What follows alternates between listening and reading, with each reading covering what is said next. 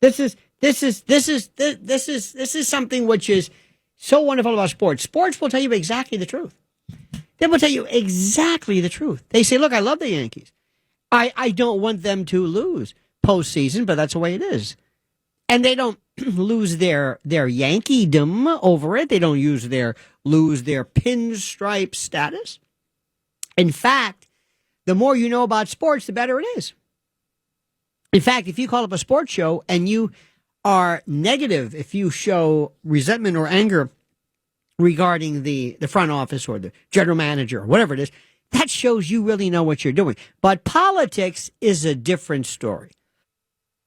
Most people I have known, and I knew this when I first graduated from college in, I guess that would be 45 years ago. And my first real serious gig was working on a statewide U.S. Senate race, which I loved. I loved it because it was local, but it was also national, and I learned about polling.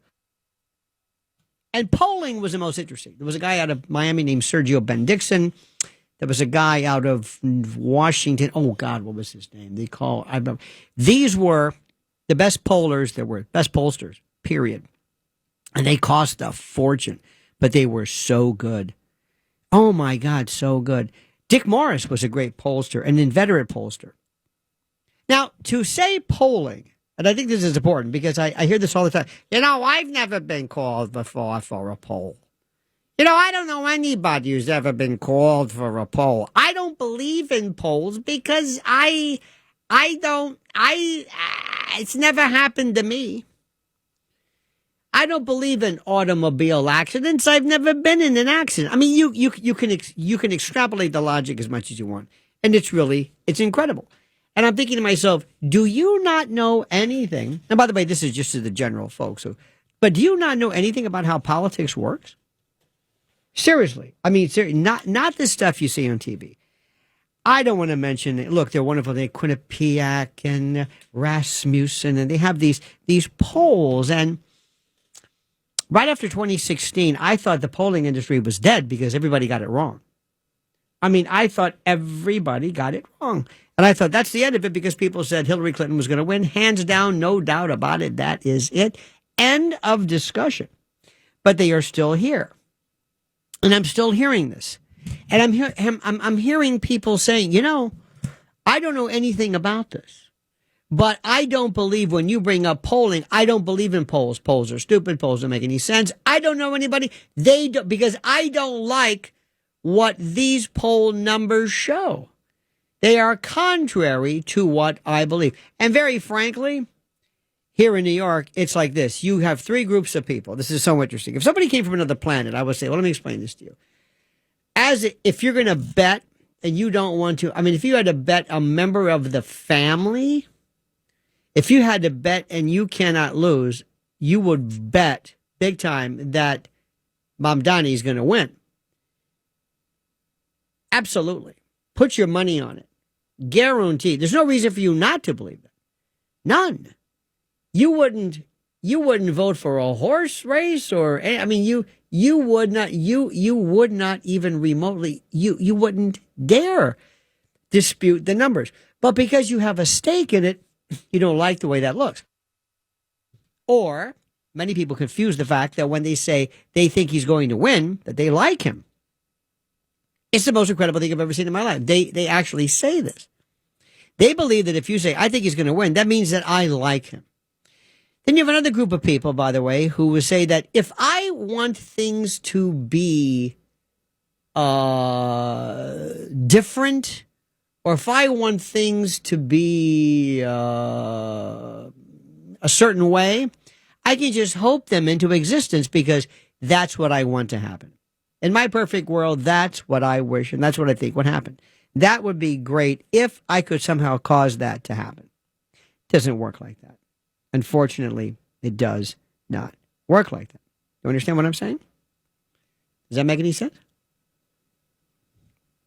Does that make any sense? Okay, so we have three people here running for city mayor, right? Which is redundant. Mamdani, Andrew Cuomo, and Curtis Lewa. Now, If you looked at the numbers, if I walked into New York City and I said, I'm going to bet, I'm one of these like Irish betting or these UK betting systems. I'm a betting, and I just want to look at this like I would any other horse race. Let me handicap it. They would look at this and they would say, based upon the numbers, based upon what's going on, based upon the polling, based upon history, based upon the makeup of the, in fact, this is so easy because a handicapper has to look at the track. Let's say it's a horse race. It's a track. Who's a jockey? How old is the horse? Is it what's the record? There's all these factors that really bad people help you. This is different. The only thing that will show you, the only record that you have. And by the way, remember, and I think this goes without saying, I love Curtis. And if I could snap my fingers and I say, if I could just pick anybody, he'd be the guy. Absolutely. Without a question. Without a question, he would be perfect for it. But that's a different issue. You do know that, right? That's a different issue. The issue is not whom do I like, whom do I want to see in. The question is, who's going to win? Okay, let's go through this again. So Curtis, if you look at I forget what the last time he ran for mayor or the last time in this city, it has nothing to do with his worth, his values, his vision. The numbers aren't there. And it was not, it's not even a landslide. It wasn't even funny. I think our good friend Dominic Carter said something to the effect of he lost by 40 points or something along those lines. So that's just a fact. I wish it wasn't true. Now, if I could change him to, let's say, a more conservative area, more conservative town, that would certainly change drastically. Okay? You know that. I know that. That's the way it is. It's nothing to do with Curtis. Nothing to do with Curtis. Because remember, in your own life, how many times have you, many people, you could say, you know what, when I was a young man or a young woman, I would go on dates and I swear to God, nothing clicked. I thought to myself, there must be something wrong with me. I can't find anybody. And then you find the love of your life. And you think it was the wrong sample. It was you. You didn't change. I mean, theoretically, you might have changed something, but you just had the wrong sample. The wrong group. The wrong electorate. You met somebody who loved you and you're married. You're happily ever after. You got kids. You're doing great and you're wonderful. But had you just stuck with whatever that first sample was, you would never get married. This is life. We do this all the time. We do it all the time. 3 times a time. You change. You move. You find a different job. You find a different. You just think, it's like I hated sales, but now I'm in administration and I love it. You're the same person. You changed the job. You change the circumstances. Life is like that. Life is like that. Certain things change. Certain things work. Don't ask me why. The McRib never caught on. I don't know why. It's just the way it is. Nothing to do with the value or the worth of it. I don't know why the Beatles were as big as they were. I don't understand this. It just was. So for all practical purposes, everybody right now, seriously, anybody who knows anything about politics, anybody who knows just who's going to win, not who's worth it, knows as a matter of fact that our good friend Mr. Sliwa doesn't have any chance of winning unless a variety of you could, if, listen, there are miracles that happen sometimes, rivers part, seas part, and I'm not trying to be making a joke about it. But again, this is New York City. It has nothing to do with his worth. People, let me just say this again, and I want you to understand this. It's nothing to do with worth. A poll has nothing to do with how good you are. It's your sample. It's who you are. Have you ever seen people who win the Academy Awards? Have you ever seen them handicap that? It has nothing to do with nothing. You know that when The Godfather came out, it was trashed? Did you know that? I think the greatest movie of my lifetime was trashed at first. I thought, what is this? Studio people hated it because the lighting was weird. All right, that being said. So Curtis, Mamdani. Now, other people are saying, and this is the way it's going. First of all, I'm not going to go into despicable people. I'm not going to, listen, let me tell you something. From the beginning, with the exception of Curtis, because unless you think I'm some kind of a quisling or a fair weather friend, with the exception of Curtis, Eric Adams was an embarrassment to me. An embarrassment to say, please don't say anything.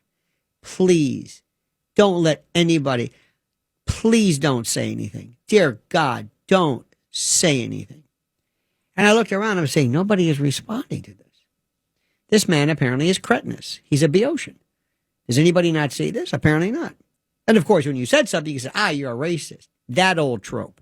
You know how it is. Racist, anti-Semite, Islamophobe. You know what I mean? If they don't like what you have to say. All right, he's out of the picture. Thank God. He said, by the way, he says, I've got 3 great jobs. Okay, good for you. Good for you. And you know what? Be well. That was one of the worst administrations anybody's ever seen. But that's moot. That's rearview mirror time. Let's move on. Andrew Cuomo. I'm not even going to waste your time with it. I'm not even going to waste your time. I swear to you, if you had to say to yourself, name one moment, the high point of Andrew Cuomo's life, of his gubernatorial regime, his legacy. He gave us congestion pricing, Kathy Hochul, no bail, no jail. It was horrible. The elderly and the age, not age, what am I saying? COVID, you've heard all about it. I think Janice Steen did a wonderful job in forging that indictment against him. But the gravamen of that has already been determined. We already know that. We know that. Now, it's strategy. You know when you play chess, you have pawns, you have knights, you have rooks, you have bishops. You have places and pieces that you move strategically. And you don't really have you don't care about the pawn. They mean nothing to you. Or the knight, or anything. You want to win. You want to mate. You want to check. You want to win. And we want to win. And all of us understand, ladies and gentlemen, believe it or not, that the only way for us to win is not who wins, but who loses. Zoran Mamdani has got to lose. I'm going to give you my review of his appearance on the Martha McCallum. Oh, my God. Oh, my God. That's like having... Is she a relative of him? Was that the most milquetoast softball? What was that? I was screaming. My wife is yelling, stop it. You're yelling. I'm yelling. Come on. That's not the way to do it. Dear God. We'll get to that in a moment. We'll also get to the Supreme Court case, which is really, really, really important. That is great. And, of course, nobody's explaining to you kind of what's happening. They're giving you a soundbite here and there. But that's a beautiful one. But I want to just talk to you about this one thing. So do me a favor. Please stop saying, I don't believe in polls because I've never gotten a poll. May I say something to you without breaking any rules? There are a variety of metrics that evaluate how popular a particular show is, whether it's a TV show, a record, whatever it is. And I have never, ever, ever been a part of that, but yet they exist. They apparently are the industry standard, but my saying it's never happened to me doesn't mean anything. If I go to the ocean and I take a glass and I take a scoop of water and I look and say, there is no fish in the ocean because there's no fish in this glass. You see how that doesn't make any sense? So please do me a favor. Promise me one thing. As long as you live, and I mean this, never say, I don't believe in a poll because I haven't been polled. Just promise me that. Because one day you're going to wake up and you're going to say, that was the stupidest thing I've ever said. Yeah, I know. Why did you let me say that? Because you were so angry. Because you would believe the poll if the poll agreed with you. See how that works? Here's something else you should notice. This is Lionel, and this is the other side of midnight. Never forget those aimless years, streetcar. Anyway, also listen to Leonid and Friends do this. Leonid. Leonid and Friends, Russian, Ukrainian rockers. They do Chicago, excuse me for this, better than Chicago. Now, my friends, polls. Oh, my God. Oh, Peter Hart. It was a Peter Hart. That's the one. He's paid a fortune for this. Who are these? John McLaughlin, a great pollster. When you hear polls all the time, people say 52% support this or 48% oppose that. Or what does that even mean? So here are the rudiments of it. Who's being asked? How can a few hundred people possibly represent an entire nation of 340 million? Let's break it down. A poll is simply a survey. That's all it is. It's a statistical snapshot of what a group of people think at a given moment. Pollsters don't need to talk to everyone in the country to obviously know what most people believe. They just take here's the word, a representative sample. And that, I guess, therein lies the magic of stats. Think of it like tasting soup or a sauce or something. You don't drink the whole pot to know if it's salty. You just take a spoonful, all right? If it's stirred well, that one spoonful tells you everything you need to know. The same goes for polling. A properly mixed random sample using the right sample size, the right numbers, of about 1,000 respondents can measure national opinion with uncanny accuracy. You may not like it, you may not understand it, but it's true. It's been done for years because it's effective. People don't spend money on polls just because they like to have polls. And they don't want to go out and say, hey, listen, if I pay you enough, would you give me a poll saying I'm winning? I sure will. Who wants that? Now understand something, the difference between some of the polls over here, the ABC poll and the whatever, sometimes people will have polls on TV because they in fact reflect that which the TV station or the media platform is trying to convey and connote, and they also, believe it or not, sometimes hurt people. For example, if I am running for office and I am going to clobber my opponent, I will fire anyone who says the polls show we're going to clobber our opponent. Do you know what the best line is ever? I need your help. I need your help. There's an expression right now. People said, they always attribute this to Tip O'Neill, and it's wrong. Tip O'Neill, they say, said, all politics is local. Wrong. His father said that, not Tip O'Neill. Tip O'Neill's first race, he lost, and he was dejected, and his father said, well, remember, politics is local. It's beautiful. It's the most wonderful thing in the world. I'll never forget talking to a friend of mine who was into advertising, and he told me about what they did to promote beer, Budweiser. Remember, Budweiser never shows you, they never talk about beer. They talk about Clydesdales and girls in bikinis and all that other kind of stuff. The Last Hurrah, Spencer Tracy, one of the greatest movies of all time. Old-time politics, new politics. Understand this. Do me a favor. Take all of your likes and dislikes. Just set them aside, and let's think about this. Now, here's how it all happens. Pollsters will start with a big database of potential voters, let's say, drawn from voter polls. Now, why is that important? People likely to vote. If I walk into the Short Hills Mall and I go up to, during the course of the day, 100, quote, adults,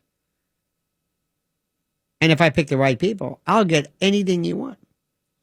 If I go, for example, to the Short Hills Mall, do you want Mikey Sherrill or do you want Jack Ciattarelli to win? Tell me what it is, and I'll point the right. I can spot a Democrat probably easier than you can, but that's not a good poll. So start with a big database, potential voters drawn from voter rolls, phone numbers, sometimes online panels. Then they select a random mix that matches, and here's the critical part, that matches the demographic of the area. Age, gender, race, education, geography, party affiliation. This is called weighting. It ensures the group answers the questions. It looks like the America as a whole or the area that you're talking about. If I'm going to a predominantly white, if District 51 is predominantly white and I'm polling black people, what am I doing? That's I can say, well, you're going to lose it. Well, first of all, we asked 100 people, and none of them live there. You understand. This makes sense, but I want to remind you of something because you may not have thought about this. Now, next come the questions. A good poll tests every word carefully. They'll ask, do you support, if somebody were to ask, for example, do you support cutting taxes? And you get a different answer than, do you support tax relief for families? The phrasing matters. And that's why professional surveys are reviewed and standardized. Let me give you an example of something. In the old days, when we were picking a jury, depending upon, jurisdictions are becoming less and less liberal when it comes to voir dire or picking a jury. But you could ask people all the time a question. And let's say I'm a defense lawyer and I represent whoever it is, a client. And I ask them, do you promise to be fair and to be accurate and to listen to all the evidence and set aside any biases that you might have regarding a defendant, my client, or this type of charge? Do you promise to be fair? Now, I'm asking them in a courtroom.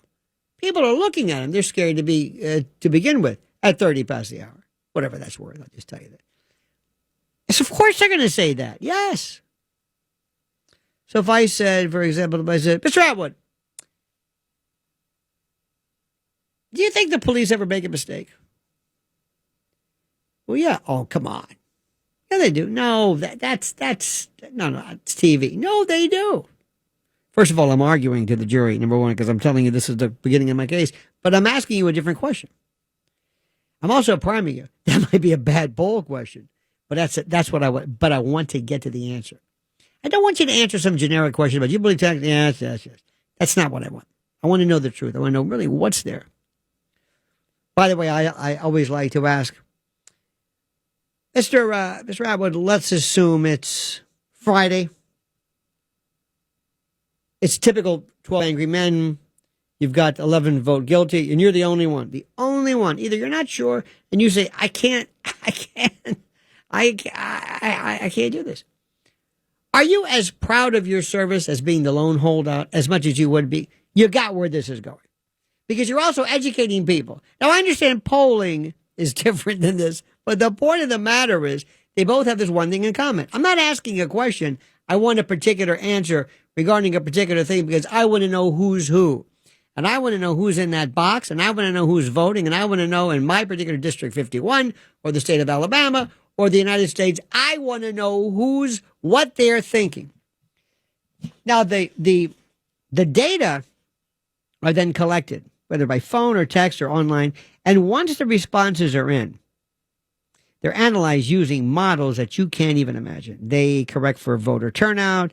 Pollsters know, for example, that older voters are more reliable than younger, so they adjust accordingly. They know behaviors you cannot believe. Now, the final result usually comes within the margin of error. This is often around plus or minus 3 percentage points. That means if a candidate polls at 50%, their true support is probably somewhere between 47 and 53. Can't tell. Some polls aren't perfect, but they're close. Really close. So sometimes that's as close as it gets.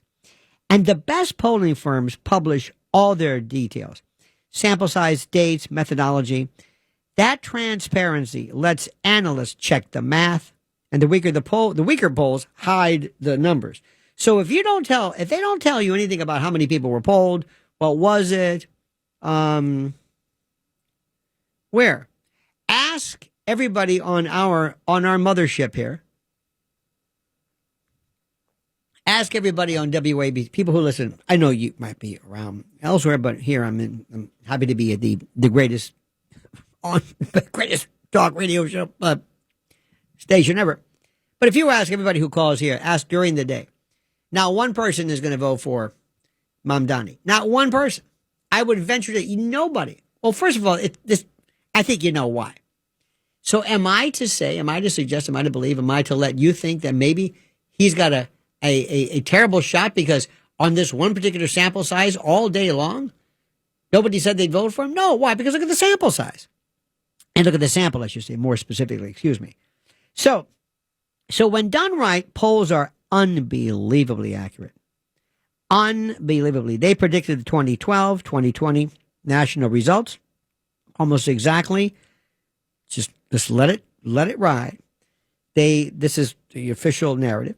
They guide campaigns. They shape advertising. They help candidates decide where to spend money, where to spend time, what the issues are. So when you hear that polls are fake or I don't get them, remember, some are junk, absolutely. But the real ones are math, and they're not magic, and they don't tell you what to think, or they don't necessarily reaffirm what you want to be true. They tell you the reality. Now, this is called politics. Now, here's the story, and this is where everybody makes a mistake. I divide myself into policy and politics. Policy or polity. Realpolitik versus the actual process itself. The actual process itself. It has nothing to, the two have nothing to do with each other. You ever wondered why one rock station is more popular than another when they're both playing the same music? Ever think about that? Why is one Mexican restaurant better than another? And we can go in it and talk about it. So the issue was Mexican food, great. How is it served? How is it done? Where is it done? So my politics, me individually, very amorphous. They're very Taoist. I'm like water. I sound like Bruce Lee. I fill the cup. I am the cup. I am the water. That's me. It depends upon the situation, depends upon who's who. Because I don't change, the politics change. Never in my life have I ever dealt with transgenderism as much as I do now. So anything that I thought 20 years ago has nothing to do with what I think now. Now, let's talk about politics. First, let's talk about politics here. Where do I start? Where do I start? I don't care about think tanks. I don't care about the Heritage Institute. I don't care about the Cato. I don't care about CFR. I don't care about any of those. That's okay. That gives me data. If you want to get some stuff that's really interesting, read National Review versus Breitbart versus, let's say, Fox News. Three ostensibly conservative groups, completely different. National Review is William F. Buckley, Pat Buchanan, Ronald Reagan, paleo conservatism. Old style, your daddy's conservatism. Lower taxes, less government. Not so much social conservatism, but there. Fox News, I should say, maybe New York Post, maybe more reactionary, more, put it this way, more Hollywood, more glitzy conservatism. And then somewhere in the middle, Breitbart, sort of. I don't even think there's that many gradations of conservatism. I really don't. Because that's another story, too. If that's what you think you are, go back to I hate to bring this up, but ever since the Southern Solution, where the Republican Party reached out and realized, we are wasting our time here. They brought a lot of people into the fold. Because remember in the old days, the people who were the hardcore bad guys were the Democrats. And I'm from the South. I'm from Florida. And if you think those people, those Democrats, Dixiecrats, were liberal, what? You got to be kidding me. No way. It changed. The labels changed. You can't even use these terms anymore. Period. And that all changed. By the way, it's a fascinating subject. Strom Thurmond and a whole bunch of people realize, and Nixon realized out there that, there's a lot of folks out there that we can use. I hate to say it sometimes, but you might call it racism, but I don't think it's that. You might be able to use these people and what they believe and use it as a kind of a vectored selectivity. What I mean is, these guys were walking around there, and the Republicans said, listen, come here for a minute. Strom, you and your folks, I understand, feel a little scared right now. Civil rights, busing, Thurgood Marshall. You don't know what's going on here. And you're a Dixiecrat, and you're thinking, that's not my Democratic Party. I don't know who these people are. Come to us. Join our tent. Come on in. Okay. Don't forget, in 1856, so hold me to that, in Philadelphia, the first Republican National Convention, what were the two platforms? Remember this. Two. The twin pillars of barbarism, slavery and polyamory, polygamy. You know what I mean? They hated that. They were so anti-Mormon. That's why Mitt Romney, a Republican, do you know? Anyway, I don't want to muddy the works, but it was serious. So the twin pillars of barbarism, remember that. Republicans, Lincoln, pretty progressive. Yeah, it's not what you think, Don't look at Strom Thurmond or anyway. So Republicans also said, hey, this is pretty good. Right around 1980 came moral majority. brought them in, then the religious right, then the gun right, then the Tea Party folks, in no particular order, libertarians, anti-tax people, constitutionalists, and the conservative tent became wow. And then Democrats, interestingly enough, kind of got what they wanted. War was over. Tremendous women's rights. Nothing's perfect. Civil rights, certainly. War's done.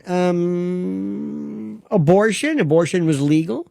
It still is, by the way, if your state provides such. So you see where the Democrats went? They had to get creative because they basically won.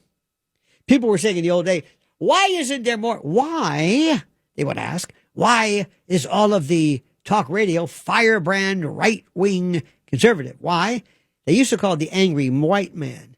And that's wrong. But angry was for sure because the Republicans and conservatives thought their land was their society was being swiped from them. Democrats didn't have that fire in the belly until Trump. I mean, oh my God, he was the catalyst. He was like a cattle prod. Okay. So now we have where we are now. Okay. And what it is, good luck trying to decide this, to figure this out. So now we have this guy named Zoran Mamdani. And I would, if somebody said, would you be able to, how do I say this? How would you advise him? I would say, do everything you're doing right now. Now, I want to talk about something which is very important. First, I don't watch cable news, so I don't know who's who. It really doesn't matter to me. God bless you. Have a nice day. It's just not my cup of tea. The stuff that I want to know is deeper, darker, but elsewhere. My news vectors have nothing to do with endless stories about some lunatic sitting in the front seat of the car dressed as a vampire or somebody screaming pronouns. That doesn't do anything for me. All right. I'm kind of beyond that. But I did watch something yesterday. I said, okay, I want to see this. And as you know, I'm a trial lawyer by profession, know a little bit about questioning. And I want to see Zoran Mamdani on the Martha McCallum show. Did you see that? Start calling in. I want to get your reaction for that one. And I saw it and I thought, oh my God. If the fix isn't in, I don't know if there is such a thing. Did they pick her on purpose? Now, I don't know anything about her. I really don't. She seemed like a nice woman, I guess. Did she used to be a lefty or something? Because she gave him softballs that were what? What? What did you do? I don't know if he's going to do it again. Because first of all, he cannot do better than he did. I mean, he was fantastic. And when you read either the Post or you read whatever, their version of this, oh, he buried himself. No, he didn't. I don't know what you're talking about. He got away with murder. I don't know what you were doing. I would have had everything. I asked the questions. Great. How long's the piece? Half an hour, 20 minutes, whatever it is. Okay. I'm going to ask you 10 questions. 10 questions where I have the most incredibly horrible things you've said. I've got research you're not going to believe. I'm going to do rule number one. I've got if he refutes it, I've got the proof.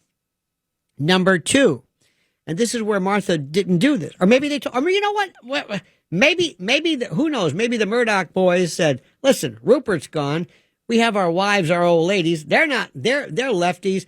We can't tear this guy apart. We're going to get the numbers, obviously, for ratings purposes, but we are not going to hurt this guy. You understand that, Martha? Let's get her. Let's get her in. And remember, your style, let me just stop right there. In case you think this is some anti-Fox thing, it's not. The greatest interrogation ever, that was surgical, that was, brutal, Torquemada on steroids, was Brett Baer with Que Mala. That was brutal. This guy, his countenance, his affect, his demeanor, polite, surgical. They thought they'd throw him off. Not in his studio, not at his time. She'd show up kind of late. We don't have a lot of time. They tried to sandbag it as much as possible. And that is textbook, stellar, state of the art. Doesn't get better than that. Do you know that? Have you ever seen the movie The Best of Enemies?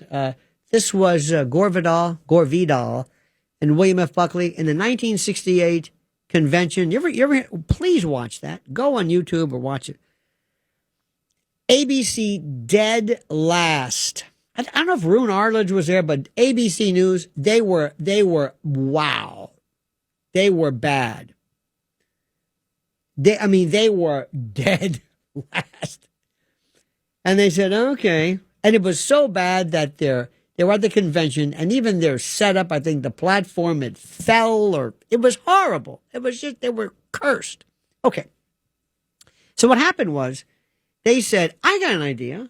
Let's take two of the smartest people, who, by the way, lived in an era when the clipped boarding school mid-Atlantic accent was loved. Not today. Today, nobody would understand what they were saying. Two absolute intellectual giants. And let's sit them next to each other and have them comment. And it was, I think Howard K. Smith came in and he said, okay, fine. And they said, let's see where it goes. Now, what Buckley did no preparation whatsoever. He thought, I'm William F. Buckley. Who is this Gore Vidal? Now, Gore Vidal, of course, wrote Myra Breckinridge, gay, but very, very butch. Pardon my French. He eschewed the notion of anything involving what he would call sissification, okay? He always furtively and suggested that Bill Buckley and that was a bone of contention, which, of course, Buckley, it drove him nuts because Bill Buckley wanted to be tough. He goes, I'll plaster you and you'll stay placid. He lost it. Please. And Bill Buckley, to his dying day, regretted that. It was some of the best ever. Why was it important? Because what Gore Vidal did was he went and took everything that Bill Buckley ever said. I call him Bill because that's the way I am. Everything that he ever said. And he had it there, the notes. And Buckley forgot even saying it because I'm William F. Buckley. Everything I say is beautiful. Well, maybe not. And they blasted him. So that's what Martha McCallum, or anybody who's interested in destroying Zoran, because Zoran doesn't, he is so weak. It's not even funny. He's used to being evasive. He's a bit of a prevaricator. He kind of veers away. He doesn't really answer it. It's kind of the way he is. And that's the way that works. Now, let's keep going. So what she needs to do with this, she starts off by saying, I have everything that you need to know. I have every single thing that is the most important, most critical, okay? I have all my information, all my data, all my stuff. All right. So you say, Mr. Mamdani, did you say this? Okay? Now, in the training for this, I play Mamdani. He responses something either discursive, elliptical, desultory, whatever it is, changing the subject. I believe that I want to make New York more affordable, and I will give Martha 3 things to say. Number 1, which you will say repeatedly, is you didn't answer the question. You didn't answer the question. And then he says, you said the following, and you don't move on. And I don't care if you hold him. I don't care if you, and I would say, Martha, because that's her name. I say, Martha, I don't care if the whole show is one question. You are not going to, and let's also, Let's see how tough he is. And a couple things you can do. First thing is body language. Lean in. There is a line. Remember Rick Lazio? Remember the debate with Hillary Clinton? Remember that one?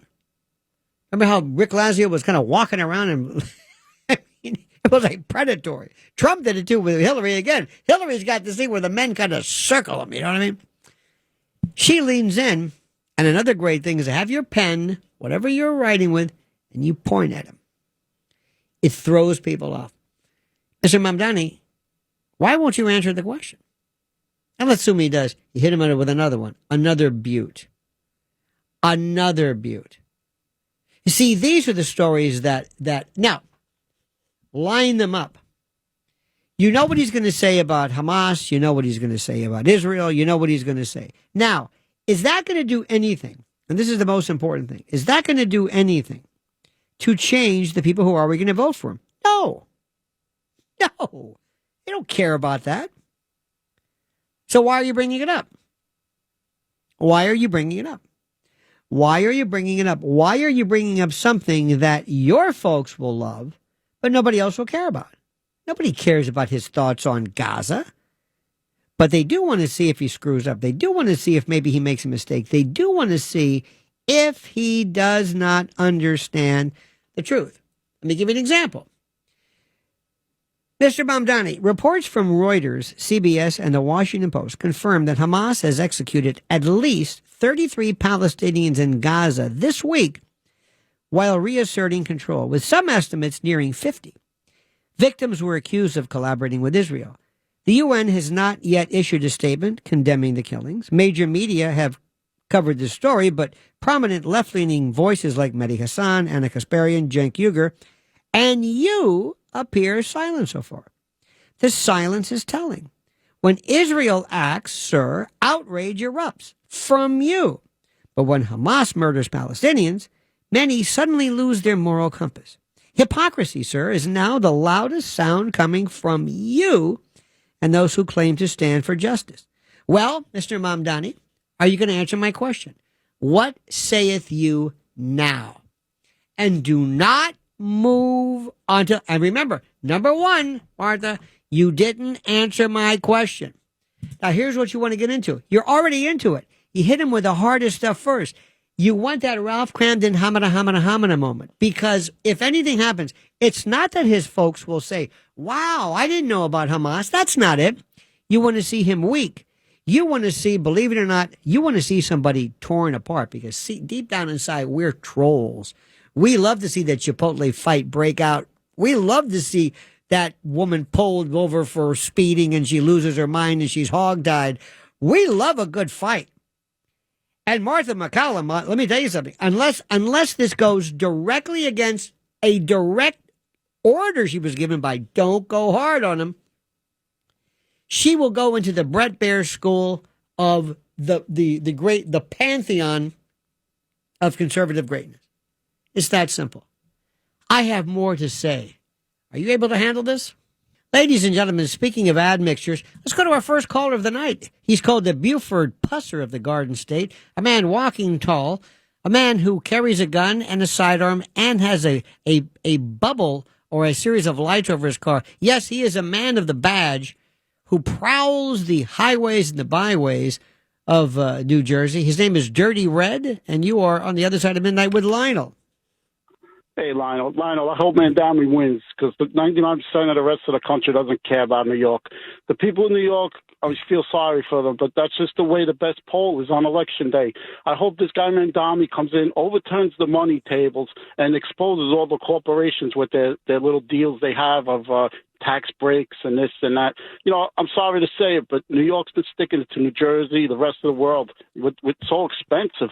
I mean, everything has decay. Everything changes. Mamdani is not a good guy, but who else is wrong is not a good guy. Maybe the people will win, I'm thinking, at the end of this. Hey, and Dirty, the nail in the Dirty, coffin. I love you to death. Well, hang on a second. Hang on. You can't bulldoze. But I've got to ask you a very, very simple question. What the hell are you talking about? Seriously. What are you Well, talking about? You hope he wins. Why? I don't live in New York because I don't live in New York. Let me try this again, right? I know you're not listening to me, and I hope that when you're talking to a suspect and you ask them, "What are you doing here? Where is the missing child? What is that severed head in your back seat?" I hope you listen to them because you're not listening to me. My question is, and we know you don't live in New York, you made that very clear. What is your point? My point is, I just hope there's change for the people of New York. Okay, why do you think I'm a person of New York and other people? A lot of people are very, very frightened. Do you believe, as a police officer, in no bail, no jail? Do you believe that? Do you believe in emptying out pretty much Rikers Island? Do you believe in returning to what is called a Soros-like sense of restorative justice? Is that what you want to see? What do we got now? That's exactly what you got now in New York. Nothing's going to change. Absolutely not. Commissioner Tisch is one of the best. She is one of the best. Police have never been better. They have been. There is a sense of we're finally allowed to be cops again. You are, what's the expression? Oh, yes. Speaking out of your arse. You're just saying things. It's called logorrhea. It's called logolalia. It's called almost like that Kamala-like verbal incontinence. Give me one fact that you know. The fact is, the best poll is on Election Day. If the people want it, he's legally can run. You're saying nothing that we don't know. You're saying really nothing. But you know what? I thank you nonetheless for your attempt at logic. Believe me, don't think it went unnoticed. Coming up, more about how I would have handled Mr. Mamdani in a debate or a Q&A. Stay tuned. Can you have a reason? Just something other than, and I know people say things sometimes, and that really makes a great call. See, I love, frankly, when somebody calls up, they have no idea what they're talking about. You have no idea. Secretly, oh my God. Oh, it's so wonderful. It just makes people laugh because they go, what is you? Because we always love the nut call. And I'm sorry, but I got to be honest with you. We love it. Somebody who doesn't know what they're talking, or somebody who loses their mind and gets upset. And I don't get upset. I love it. But let me just see if I can explain something to you. And I hope you watch this. I thought it was this botched Zoran Mamdani interview. I thought it was terrible. Brett Baer, that's the guy to get. So something tells me, why'd they pick Martha McCallum, who I'm sure is a great person. I'm sure a delightful, lovely person. But that's not the kind of, torque gamata. One of the best cross-examinations I ever heard was during the Nuremberg trial. They had this Russian, I don't know what he was, screaming. I mean, it was fantastic. And you see, cross-examination, let me explain to you how it works in law. There's two kinds of questions, direct and leading. Well, actually, direct examination and cross-examination. I misspoke. Direct examination is when you're talking to your witness. This is somebody that you're bringing in there. So we don't let you ask leading questions. You have to ask who, what, when, where, why, but that's it because this is your witness. Why do we have to give you the ability to ask leading questions? Now, the opposite side, now you can cross-examine with leading questions. Isn't it true you've never been to Cincinnati? Isn't it a fact that you do not own one victim-owned album? You've never been to Sarasota, have you? A question that yes, no, that's a leading question. And they're wonderful. Oh, you can get right, especially the recalcitrant witness and that sort of thing. Now, obviously, if you're going to have Donald Trump on, and you want to ask him a question, I love when Trump goes on Fox. It's like Trump asking himself questions. But there's a way you can do that. You can change it. For example, what have been some of say something, ask tough. What have been some of the misconceptions, the biggest misconceptions that you have regarding your role in the Middle East or regarding Ukraine or whatever it is? It sounds like I'm asking him a question, but I'm really not. I mean, I'm asking him a question, but I'm allowing him to talk about how great he was, because that's really what you want to do. And I'm all for throwing it. Oh, I'm as biased as the rest. But if I get somebody who I want to really get to the bottom of, I'm going to be so well researched, you're not going to believe it. So let's just make sure we understand one thing straight. The interview wasn't about extracting, I guess, nuance. It was about accountability. And Zoran Mamdani flatly refused, these are some of the classics, to tell Hamas to disarm. He never, it's weird. He stood by his pledge to arrest Netanyahu, even though the U.S. didn't recognize the ICC. He used these blanket language about justice and international law while ducking direct responsibility. Yet, Fox News' McCallum asked the key questions and then let Mamdani slither away. That's a I don't know if it's a failure of journalism, but it's in terms of interrogation, it's malpractice. You don't move away from this. You get to the bottom of this. You know the answer, and it's also very difficult. Now, sometimes you'll have some director talking in your IFB or your earpiece, and they drive you crazy, and you can't get to it. And I've seen this a million times. But I would say, listen, you're not going to go. And remember this one, I'd have this piece of paper, point to it. I would have 3 answers, and I would stand off side. 1, I would give her like the sign. 1, you're not answering the question. Because what am I trying to do? Do you think his supporters give a damn about Hamas or no? I mean, they might, but they really don't. They want to see him lose it. I would love to find out how he can lose it. Show the pictures of him from the past. You know, when they say, Mr. Mamdani, have you ever had a job before? Well, I was a Queen's legend. Yeah. Well, Donald Trump never was a politician. That's true. That's true. And he won twice. What does that tell you? He ran a billion-dollar company corporation. He had the #1 television show. I mean, yeah, he might not have driven a tow truck. Neither did you. But you're 34 years old. What do you know? See, but that's it. He's ready for that one. But I want to find out from people, and I also do some investigation. What's he upset about? What's his biggest mistake? Show the picture of him flipping off somebody. Take some wonderful questions about the police. And say, Mr. Mamdani, let me get this straight. You want to arrest? You would arrest Bibi Netanyahu. Under what jurisdiction? You didn't answer the question. You want to arrest Bibi Netanyahu?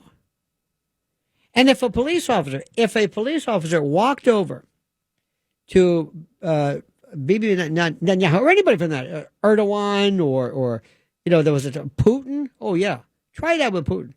And let's say his guard were to say, "Excuse me, you have no authority. You're now threatening my charge." And let's say he pulls out a gun and there's an international incident. This is what the mayor of New York, sir, you're the mayor of New York. You want to arrest the leader of a nation, the state of Israel? Who else? Now, there was a time when Henry Kissinger, I think there was a warrant out. There might be one for Donald Trump.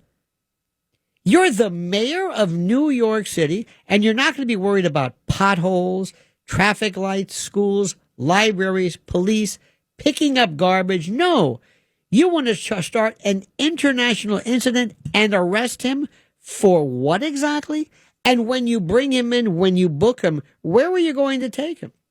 Do you think Commissioner Tisch is going to be a part of it? Have you talked about this? Are you pulling this out of your ass? Pardon my French.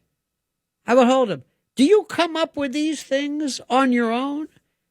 Were you, what's the word, drunk when you came up with this? Let me get this straight. And by the way, that's one of the best things you can always do. Let me get this straight.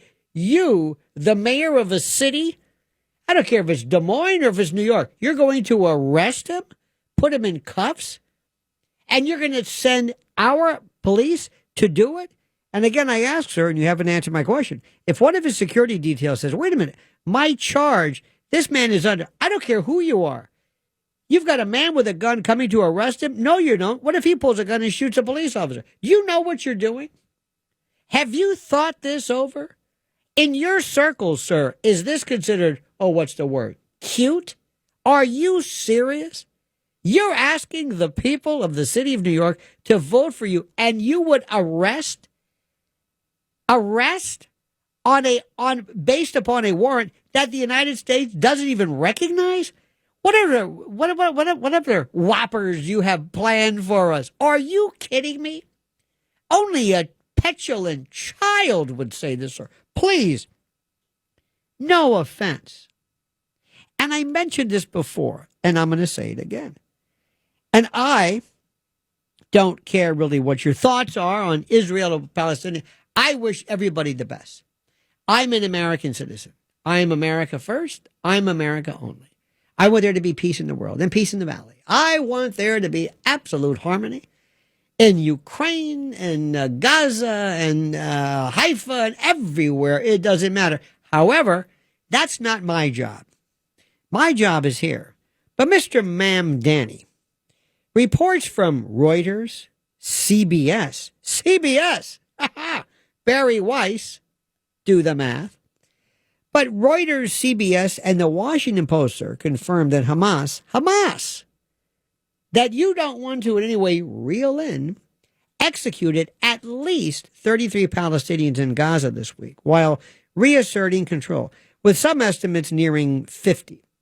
Now, victims were accused of collaborating with Israel, and the UN, interestingly enough, Mr. Mamdani, has not issued a statement condemning the killings.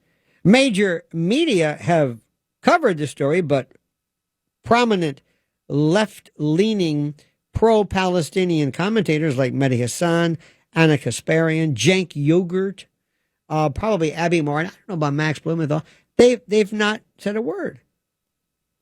They've said nothing. And the silence is telling. Mr. Mamdani, when Israel acts, outrage erupts. Many times from you, sir.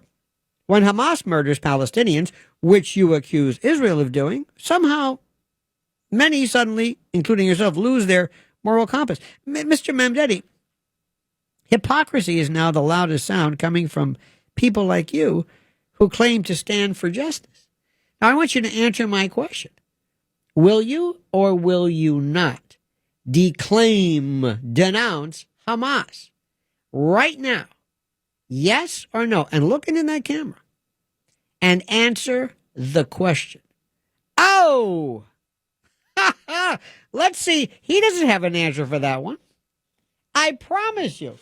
But I would say, Mr. Mamdani, I have just rigged an electric charge under your chair, and I will cattle prod you if you dare say the word justice again. You see, he doesn't know what he's talking about. He's never challenged. And in the debate tonight, which doesn't matter because debates don't matter, because what you're doing is, Mamdani loves it. They're all going to turn on him, and they're going to be going back and forth, and you're going to have maybe Cuomo and Curtis together. And remember, if you're the front runner, you want as many people as there to dilute the attention from you. No hits, no runs, no errors. Let's go to Jeffrey in Queens. Jeffrey, you're on the other side of midnight with Lionel. Hello, Lionel. Yes, you just waxed most eloquently on the Palestinian issue, or the Middle Eastern issue, of arresting Benny Netanyahu. I wish you would now. I hope that next you're going to do the thing about the what's the word? The police issue. Misdemeanors. No, making everything into a misdemeanor. Absolutely. And let's also talk about restorative justice, which is this Soros thing.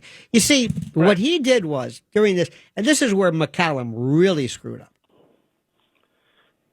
And I'm sorry, I mean no harm, I mean no disrespect, but what he did was, and what she did something which is interesting. They talked about what would you do regarding this poor man who was beaten to death or stabbed or hurt or whatever outside of the subway platform and blah, blah, blah, blah, blah. What would you do? And he talked about, he says, I would go to the cause of this. Excuse me. This is restorative justice. This is the idea, Jeffrey, and I think maybe you've heard about this. This is where we use non-carceral means. You see, we want to go on and find out, why did you do this? And listen to what I'm telling you. Listen very carefully. I hope that Messrs. Sliwa and Cuomo are big on this one. Because understand something. I want you people to understand, if your daughter is raped by some individual who may have a substance abuse problem or might have dabbled with it, maybe some type of mental illness, some lapse with reality, maybe something has happened in this person's life, which frankly occurs in many, many respects. What Mr. Mamdani would want is to find out the cause of this and to go for the non-carceral, non-incarcerative means of dealing with this, to find out why. And maybe, and this is what he's not telling you, to have the assailant sitting down with your daughter who is terrified of this person. And in the event your daughter says, no, I can't do this, they say, well, because you are not cooperating, we're going to have to dismiss the charges. Do you think I'm exaggerating? Do you think I'm making this up? Do you think maybe I don't understand how this thing works? Oh, no. I understand exactly how this works. But for some reason it slipped by. You listen to me. This is Lionel, and this is the other side of midnight. We're talking about this. I hope you saw it. I hope when somebody slithers away, you're given the chance to absolutely eviscerate Mamdani. And he walked away. He's smiling, and they're thinking he's probably got back into his car and said, I can't believe I got away with this on Fox News. Well, we made sure that McCallum got this. What do you mean? Well, can you imagine Mark Levin talking to him? Or the best Brett Baer. Or Hannity, or anybody. I mean, whoa, this was like you ever follow up on anything? I mean, just say Sandra's in New Jersey. Sandra, you're on the other side of midnight with Lionel. I loved listening to you tonight, listening to how you would have handled this interview with Mamdani. I'm worried about tomorrow. I predict, like what you're saying, it's going to be a waste because so much will be going on, and he's going to get away with more stuff tomorrow, unless somehow they can get him. I don't see how that's going to happen. Sandra, why do you think that is? Because we have too many people going on at one time. We're going to be looking at this one, we're going to be looking at that one, and we're not going to look at the right one because we're so distracted by what's going on with too many people. Now, tonight could have been good with her, but she blew it, like you said. I wish you did that interview or someone like...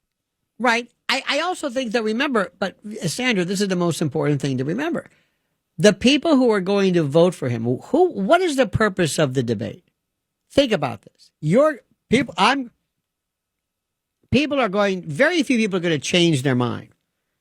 Right. But what's very important to note is I am of the belief, and I'm going to tell you this right now, and I don't know why. I've not heard anything to indicate otherwise. But I have a feeling, and I'm just telling you, that our good friend Curtis Lewa will, after having considered this, maybe having spoken to the right people, maybe seeing the clarity of this, because it's very difficult to tell somebody, I want you and his dutiful and great wife, Nancy, in there. I mean, every single day they've devoted their time, and then to be told, all right, that's enough, step down. And at least, you would want somebody, you would think somebody somewhere would say, listen, Curtis, we're not going to buy you by any chance because you're a man beyond that. But you obviously are not a young man, and you have a family, and you have responsibilities, and you can, and your role and your job and what you've done to the city are certainly with great merit and great distinction and much appreciated. So here's what we're thinking. Maybe we have devised, and I don't know who this would be. I'm just spitballing, as they say. We think you might be perfect for a new role in let's say, a think tank, maybe who knows? Maybe the prefect or the head of security of some huge tech firm. I don't know. But in order for you to assuage, to deal with, to act, provide an emollient for the sting of what you might consider to be, sir, as capitulation and abnegation, which indeed it is not, we have provided the following: a absolute wealth for you and your family that you cannot possibly look around. And we want you to perhaps maybe act in an advisory capacity and the like. Who knows? But however is that, and again, if nobody's told me anything, but I cannot believe, I could not see Curtis risking history turning back and saying on him. And again, I'm not necessarily endorsing this, but I just don't see him having somebody say, Curtis, you were selfish. You let that man win. And there was a viable mathematical basis for this. Certainly no particular case that we would want to occur. Nobody likes Cuomo. Let's be honest. Nobody likes him. Nobody sits there and embraces him. Now, can I ask a question? Do any of you guys have an extra Adderall? I'm just curious. Can somebody give him an Adderall? Have you ever seen? I remember one time I was in college, and I do not advocate drugs in the least. We were studying, my friend and I, organic chemistry. We were doing sugars, and it was really weird. I mean, this is organic chemistry is a weird thing, and we were getting nowhere. And his father was a physician. He says, "Here, take this," and he gave me something called a Preludin. I think it's off the market now, and it was the most wicked speed I have ever had in my life. I was alive with organic chemistry. I saw, as Bernard Giles said, I saw the atoms vibrate. He's a serial killer, what I'm just describing his first kill. I saw the atoms vibrate. And if somehow somebody could do something to Cuomo, because when he gets up there and he does that dour, the salazzo, he does like salazzo. His brother is Fredo, he's salazzo. You do the math. And he does that type of talk where he speaks slow in this up and down cadence that I don't know what it is. It's not Queens. It's, Victor Davis Hanson, who, by the way, he's a brilliant man, but one of the most boring people I think who's ever walked the planet. But very boring, but very, very smart. He said, at 30 past the hour, he said that Trump, with his Queens accent, Trump doesn't have a Queens accent at all. I'm sorry, I hate to break it to you. And what Cuomo has, I don't even know what that is. Remember during the Love Gov, he was talking about, and I take my daughter and we make a sausage and I put the sausage in the gravy. I'm thinking, what is he talking about? And people loved it because people were inside their homes and they were delirious because they couldn't go out. And they're walking around in their jammies and slides, getting anyway. And I thought to myself, I've never heard anything like this in my life. I believe, how everybody says, when you start off doing, I know you don't do this anymore, but Boris Karloff, you start off with antipasto. Or Richard Nixon, I'm not a crook. LBJ, this is all David Fry. LBJ was my fellow American. Well, to me, with Cuomo, I believe that's it. That for every drop of rain that falls, a flower grows. What is this? Okay. And the brother, by the way, doing 100-pound barbells behind the neck. Please stop it. Don't get me. I don't know what these people smoke or what's in the Cuomo genes, but that's it. And I didn't ask for this, and you didn't ask for it. But if you can show me mathematically, that that he could beat Zoran, I'm in. If you brought a serial killer, a man with 4 chromosomes to his name, and he can beat Mamdani, count me in. Anybody, I would vote for an onion ring over Mamdani. Anything. I think I made myself clear. Do you understand what I'm saying here? Have I been effective in explaining to you the particular degree of distaste that I have for this man? And it's nothing personal, because I don't believe he stands for anything. I think he's a sock puppet. I think he's a cutout. I think he's a mannequin. It's kind of like a Potemkin village. He's central casting for some kind of a generic lefty or something. I don't know what he is. And don't forget the Islamist take on this. But that's beside the point. But this is a very, very, very serious thing. Now, let me explain a couple of things to you also. And I want you to remember this. And you may not do this, but I want you to. And I want you to start doing more research, okay? Listen to Uncle Lionel here. I want you to do some research. And I want you to do some research, and I want you to find out about this thing called restorative justice. And restorative justice is one of those ideas that sounds noble in theory. It sounds great. And it's built around the notion that when a crime is committed, the goal, get this, the goal isn't to punish the offender. No. But to repair the harm. Huh? To repair the harm.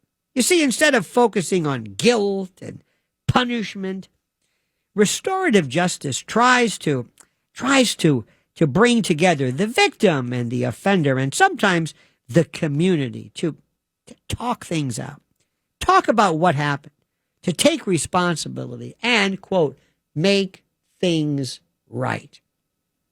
See, it's supposed to promote healing and reconciliation and accountability. It's often described as a more compassionate alternative to what some critics called, and this is their word, retributive systems, retribution. You see, the idea that wrongdoers deserve to be punished, he doesn't like that. And the restorative justice, please, this has been going on for 10, I don't know, maybe more years of really serious academic approach. But here's the problem. In practice, restorative justice too often becomes offender-centered and forgets the very people who were harmed.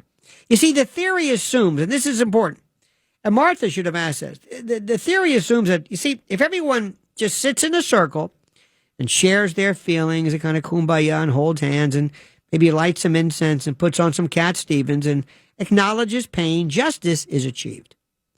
But that's not justice. That's therapy. You see, real justice requires moral judgment.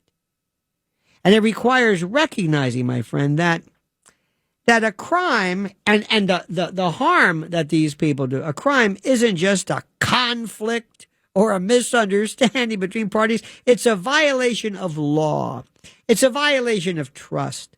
And it's a violation of the basic right that you and your family as innocent people have to living without being victimized. And these programs blur the line like you can't believe. They treat both sides, the criminal and the victim, as equal participants in some shared tragedy. I'm not kidding you. That's what he was saying. He was talking about how much money it takes to incarcerate somebody at Rikers Island. So what? I don't care why somebody pushes an old woman in front of a subway train. I don't care why somebody pulls out a long sword and eviscerates some man standing on a platform. I don't care about that. It's of no interest to me, but it is to him. And Martha, dear Martha, had you zeroed in on that, that's what everybody understands. Not Hamas, not the ICC or the ICJ, not Netanyahu. No. But this. Do you understand what I'm saying? You understand what I'm saying? Robert in Montreal, get ready for this one, my friends. Or Montreal. You're on the other side of midnight with Lionel. Yes, good morning, Lionel. The thought I had last week is that because Cuomo is an independent and Curtis is a Republican, it's a logical thing for them to join teams. And Curtis founded the Guardian Angels. He's concerned about the security of New York City. It would be natural for him to have a major role in the future security of the city of New York, even perhaps as the police commissioner. And I think that if this was presented to him, he may move on it. That's what I think may solve First this of all, problem. a couple of things. I like the way you said, as I said last week, like we keep track of this. I'm just kidding. Number one, do you have any idea of how much Cuomo hates Curtis? And how, when I say hate, I mean not any classic prototypical sense of hate, of enmity or something. But do you know how maybe Curtis despises Cuomo even more so? I mean, do you have any idea? Has that ever been approached to you? Yes, I'm aware of that. But during the Second World War, Winston Churchill and President Roosevelt did not like each other either. But they joined together with Stalin to defeat a common enemy. I mean, this is a similar situation. Let me ask you a question. But they didn't work together in the same administration. You're asking Curtis to say, okay, I will, in essence, step down. I will throw my support to you, and you're going to make me police commissioner in the Cuomo administration, right? Well, I don't think it could be put in those terms. That's what you said. It may, yes, but it may be assumed that he could indicate he would be interested in serving that role and for the future of New York City. In other words, he is acquiescing to Let me try this again. Threat. Do you think that Andrew Cuomo would allow Curtis anywhere near his administration, even if it means beating Mamdani? And do you think Curtis Sliwa would want to be the police commissioner? He would be outshining, out publicizing. He would be the star. Cuomo would say, I've created a monster. Well, Jesus said, "Let he who okay, is of listen, no do me a sin favor. You throw mentioned the first Kurt stone." Churchill. Now, Okay. Listen, do me a favor, and I love you to death. You're a good person. Churchill and Stalin never had to work in the same government together. They were allies to over, and by the way, they weren't too crazy about the French either, to overthrow Hitler.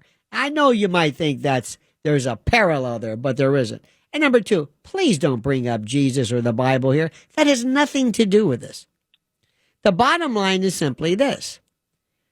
Do you think that Curtis could somehow be, and I think everybody agrees, I think conventional theory would be, for example, Curtis alone, that if Cuomo dropped out and turned his support to Curtis, that wouldn't be enough. But if Curtis dropped out and gave his support to Cuomo, that might be enough, mathematically based upon demographic and voting and all that. That's the bottom line. That's what I hope. That goes without saying. I told you. That goes without saying. I've said it a gazillion times.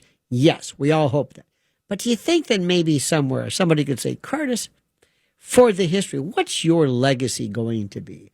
Remember Ross Perot. Ross Perot, many people believe, was responsible for Bill Clinton. That Ross Perot, and there were many people who considered him to be the spoiler, that Ross Perot actually paved the way for Bill Clinton, because who was he going to take away votes from? From the Republican. Does that make sense to you? And by the way, if I were you, I'd worry more about Canada than New York. And I appreciate your concern. I am. Believe you me, I am. What happened I'm doing to the best I can. What happened, and now with your guy Trudeau and Katy Perry playing footsie or whatever it is, disgusting. Let's go to Eddie. Eddie, somewhere over the rainbow. Eddie, you're on the other side of midnight with Lionel. Eddie. Yeah, I'm here. Okay, don't be so excited, Eddie. Take it easy. Yeah, Lionel, why is this guy Mamdani from Uganda? Where is that? Africa? Excellent. Nothing gets by you, Eddie. Yeah. I'm not a dumb guy. No. Although I might sound a little stupid. No, but not I'm at all, not sir. a dumb guy. I would have never thought that, sir. Never. Thank you very much. Indeed. But why the hell would this guy want to become mayor of New York? What's his purpose? He lives in New York? Who's supporting him? Who's paying for him? It's a good question. How about his supporters? How about the people a lot of people like him. He's got big numbers. He lives in New York. There is no requirement that you be a natural born citizen. Then again, in this country, I'm not even sure there is anyway, and we won't get into that again. But he lives here, and he obviously has something to say, and he thinks he can make a difference. And he's a democratic socialist, and he, like AOC and others, this is his right. I have no problem with that. What do you think he's all about, though, Eddie? I think he's supported by people that are against the country. Interesting. Like whom? Or who, I should say, yes. By who? The socialists and the communists and all of our enemies in China. China? You think China's behind him? What? You think China's behind Mamdani? I think China might have something to do with it. Might be. Eddie, what's the difference? And this has always confused me between a socialist and a communist. Are they one and the same, or are they different, or like throw in Marxist as well? What do you think that is? What's the difference? How would you explain that to somebody? Well, we're capitalists. Yeah. And what does that mean? We believe in work and they believe ahead. in work. They believe in work, sometimes work. But they don't believe, for example, we have independent private ownership of properties. They have a planned economy. They have shared, the government owns a means of production and blah, blah, blah, and all that. But aside from that, though, do you think that once he gets into office, he's going to pull some type of totalitarian switcheroo and do something awful to hurt and harm and to destroy the fabric of this country? No, I don't think he has the power to do that. That's a great point, Eddie. You are correct about that. And I thank you, my friend. Tony in Clifton. Tony, you're on the other side of midnight with Lionel. Lionel, I wanted to chat with you about Martha. Just a few of my thoughts to get them off my chest. Okay. I heard you talking about your thoughts about the interview. Uh-huh. To me, it was like a first date. It wasn't like an interview. Martha, who was always the most intense, efficient, interviewer. She's been rotten to generals. She's been so intense with everybody. And all of a sudden, her whole facade was like she was on a first date. Interesting. That was just, they were having this little get to know each other thing. And, you've heard all the stories about what was said at the interview, so I don't want to rehash. But I do want to say this. I saw it. I want to say this, that she's like the person who's with a date, and no matter what he does, she's going to let him get away with it. So why is that? Why is that, you think? Why him? Well, because maybe she's been given a sort of a marching orders? An order. I'll leave it at that. I don't want to dwell on it. It's been suggested. It's been suggested many, many years ago, and I have no way to independently prove this, right. But that the brothers Murdoch and their wives or their families are kind of more, I don't want to say leftist, but they certainly are not the same political direction of, let's say, Roger Ailes or Rupert, the father. They're a little bit more liberal. And maybe she was told, because Brett Baer, you saw Brett Baer with Kamala, right, Harris? Right. That was that was surgical. She had limbs missing when she got done with him. And he was very nice, very cordial. They obviously kept him out of it. They wanted her. But Martha, was like when you go on a date with someone. Now you're saying that for the third time now. You've talked about this. You like this metaphor of the first date, and you've said this at least 3 times. I understand that. I'm not stupid. I understand it. There was flirtations, and then when now it's flirtation. You think she was being flirtatious, or he was? I think they both were. It was like a little. Did you see it? Did you see it? I did see it. Okay. And was there any moment that you thought it was flirtation? I don't know about that one. She might have been disarmed, perhaps, by maybe what some people consider to be some type of charm. But I was, a great word is I was friendant.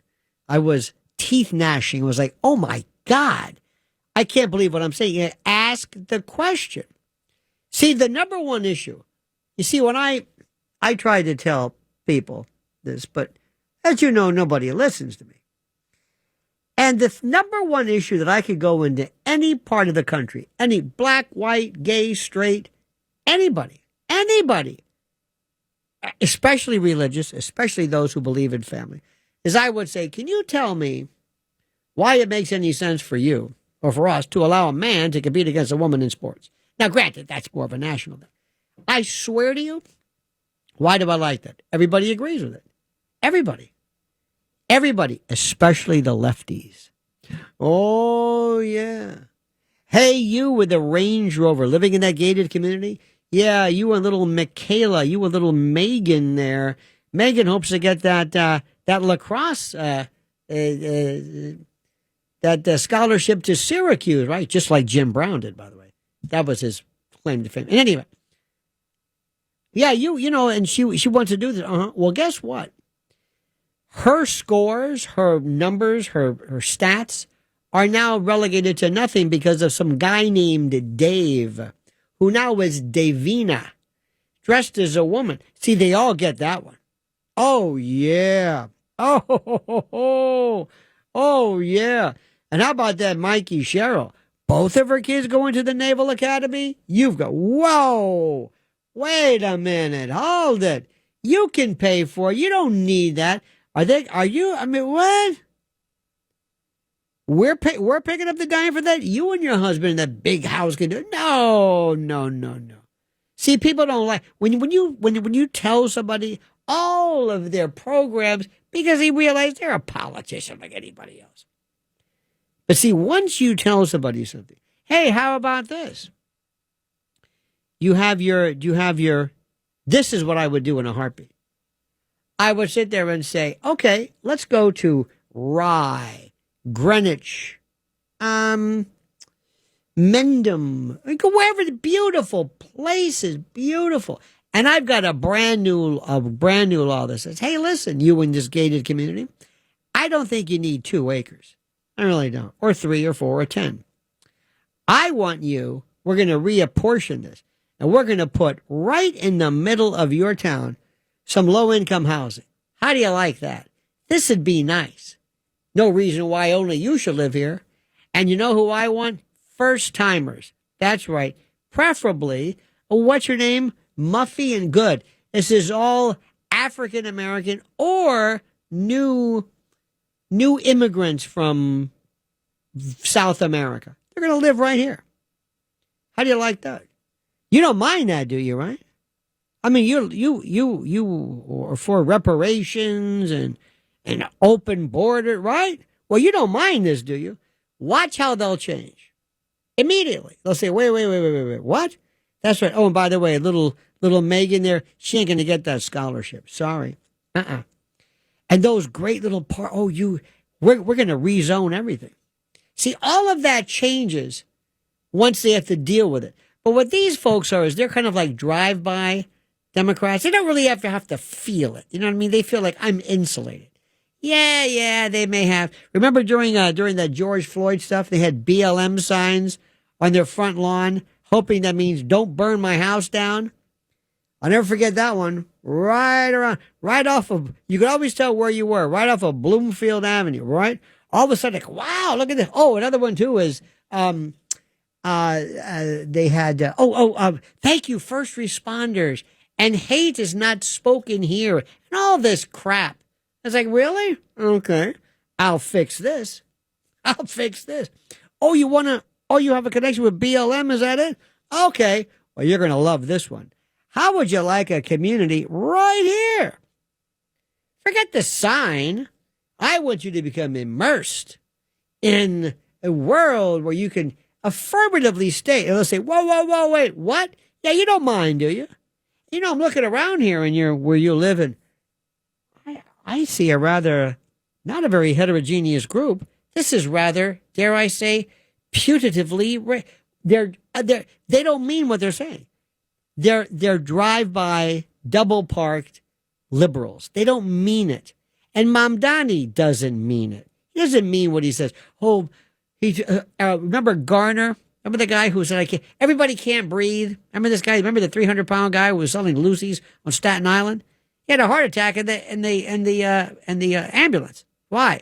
Because he's 300 pounds, he's asthmatic. And when you fight, and why he's resisting arrest, I have no idea. See, but that changed Mamdani. That's when he went crazy. Okay, I'll make a deal with you. I'm going to introduce you to a world that you apparently, for some reason or another, have sought to avoid. My friends, this is such a fascinating review. By the way, coming up, I will tell you about this Supreme Court case, which is so terrific. And that Katanya Brown Jackson, did you hear her question? Oh, she lost it, apparently. She lost it. You never hear this. Even Scalia never did. Oh, it's a beaut. At one particular point, she made a concession. No, she tried to make the juxtaposition of race, I guess I get being black perhaps, and being handicapped or something along the. It was I'll explain it in greater detail. A man by the name of Jimmy is calling. Jimmy in Westchester. Jimmy, you're on the other side of midnight with Lionel. Hey, Lionel, how you doing? Lionel, I've been listening to you for a long time. Yes, sir. I want to ask you a question about the Central Park 5. Mm-hmm. Now, the talk was, especially from people like Sharp and all of them, that Trump took out an ad asking for the death penalty. On the other hand, I heard that he put in the ad, bring back the death penalty, but he wasn't directing it to the Central Park 5. Who's better to ask about that than you? Well, it's funny. That story comes up from time to time. As you know, in April of 1989, there was a panic in New York City. Violent crime was at its peak. Murders topped over 1,900 that year. And the brutal Central Park jogger attack was just horrible. It was absolutely incredible. This 1989, this 23, Tricia Melly, she was an investment banker, 28 years old, beaten, raped, left for dead. Absolutely horrible.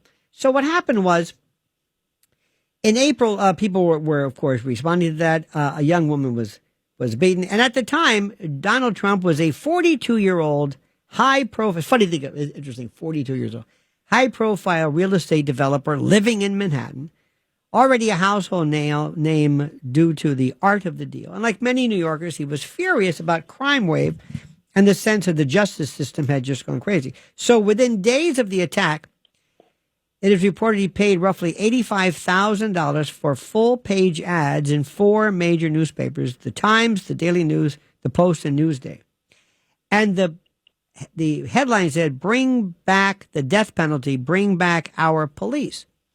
And the ad was not directed specifically at the Central Park 5. In fact, it never named them. It spoke broadly about the city's collapse and about lawlessness. And it read in part, quote, "I want to hate these muggers and murderers. They should be forced to suffer, and when they kill, they should be executed for their crimes. Yes, Mayor Koch, I want to hate these murderers, and I always will. How can our great society tolerate the continued brutalization of its citizens by crazed misfits?" Well, this is, well, you know what? Let me go back into this. I don't want to run up. There's nothing worse than somebody yelling, "I don't have enough time." So I'm going to give you enough time. I'm going to explain this. It's a fascinating take. And also I want to tell you about the Supreme Court case, which you must hear about. It is absolutely fascinating. More coming up on the other side of midnight with me, Lionel. 800-848-9222. Stay tuned. Gibberish. When you do a psych profile on somebody walks in and presents themselves to, let's say, an attendant or something, the gibberish sometimes is just overwhelming. There's all kinds of words, logorrhea, like diarrhea, but logorrhea, word diarrhea, so to speak. The other one is very good. It's logolalia. this idea of verbal incontinence, where you're just spewing like Kamala. She still hasn't gotten better. She really is the only person who ever really does this. By the way, a great word I came across, if you're interested, Baragouin. Baragouin. Baragouin. It's a French term that means literally gibberish or unintelligible speech. Baragouin. Doesn't that sound beautiful? Sounds like where you have a summer home in Baragouin near the Berkshires. Now, when we left, a caller said, "What's the story about the Central Park Five? Didn't Trump put up some ad and what's the truth?" And I'm glad you did it, because I like to go back in history. And don't forget the famous words of Tolstoy: history would be a wonderful thing if only it were true. Napoleon said that history is a myth that men agree to believe. Somebody said history is written by the winners, or I think that might have been Churchill, or I'm not really sure. Well, my friends, I want to go back to this notion of the full-page ad in 1989 that Trump took out, and people believe that it called for the execution of the Central Park Five. They say this. They swear it, especially, and by the way, there are so many facts about that case you don't want to know. Don't go there. If you think this is open and shut, But you know what? It's moot. Or as some people say, mute. So let's clear something up. Let's go back in the time. 1980s. New York in chaos. Worse than it is now. A lot worse. Crime out of control. People were getting mugged, stabbed. The rise of our good friend Curtis Lee. What do you think about that? The Angels. People shot on subways. I mean, it was horrible. And then the Central Park jogger case. A young woman beaten and raped and left near to death. Severe brain damage. I mean, it was savagery. Remember wilding, that whole notion. And it wasn't just another crime. It was the moment, and I think people will look back historically and say that the city collectively snapped. I mean, everyone was scared, angry, PO'd, tired of feeling helpless, and for good reason. So Trump, who at that time was the loudest, remember this, the loudest voice in New York real estate, and he did what Trump always does, and what he does perfectly. He spoke bluntly and publicly and got right to the core of what people think. He spent about $1,000 to run 4 full-page ads in 4 of the local newspapers. And it said, the top of it, bring back the death penalty, bring back our police. Now, the only thing about that was the timing. It was concomitant with and contemporaneous with that which was going on regarding the Central Park Five. And that's all it said. No names, no races, no photos, no mention of the Central Park Five, just a plea for tougher sentencing and real enforcement of the law at a time when the city felt helpless. That's a fact. And you could say, yeah, but we know what you want. Maybe. What are you, Kruskin? You know what I'm thinking? And if you actually read the ad, it's an emotional rant about crime, not a call for lynching. He wrote that people who commit violent crime should face serious consequences. Nothing wrong with that. He said citizens needed to feel safe again, and the police needed support from the public. Nothing wrong with that. That was hardly a fringe position. That was mainstream New York. That was mainstream America in 1989. But decades later, yes, the story gets rewritten. Yes. When the convictions of the 5 teenagers were overturned years afterwards, the narrative flipped from law and order to racial injustice. And Trump's ad got dragged into it. Suddenly, almost unexpectedly, and as you can imagine, on time. Suddenly the headline, bring back the death penalty, was portrayed as some some coded desire, some entreaty for the execution of innocent black kids. Except he never said that. He didn't call for those teens to die. He called for New York to get serious about violent crime. And you can agree or disagree with his policy, but pretending that he singled out the individuals is pure invention. And it's an example of how political storytelling works. You hear what I said? Not history, political storytelling. You take a complex event, you strip away the context, you assign villainy, and over time, the myth hardens, it sets. And people forget what was actually printed on the page. And they remember only what someone later told them to remember. And in reality, Trump's ad captured what millions of frightened New Yorkers, black, white, Hispanic, everyone was actually thinking. And basically, people were saying, enough with this. Enough already. Enough. Stop it. Period. People want safety, not slogans. That's the same way we are today. They want police respected, not demonized. That's what we want today. Interesting. So when you hear the claim that Trump called for the death of the Central Park Five, it never happened. He said what most New Yorkers are feeling. And that's the way that was and is. And no matter what, but people are not going to listen to what you say because you're going to be telling a different story, a different narrative. And that's the bottom line. They don't want to hear what is going on. They're not interested in this, period. Now, let me talk to you about something which is really interesting. This is so terrific.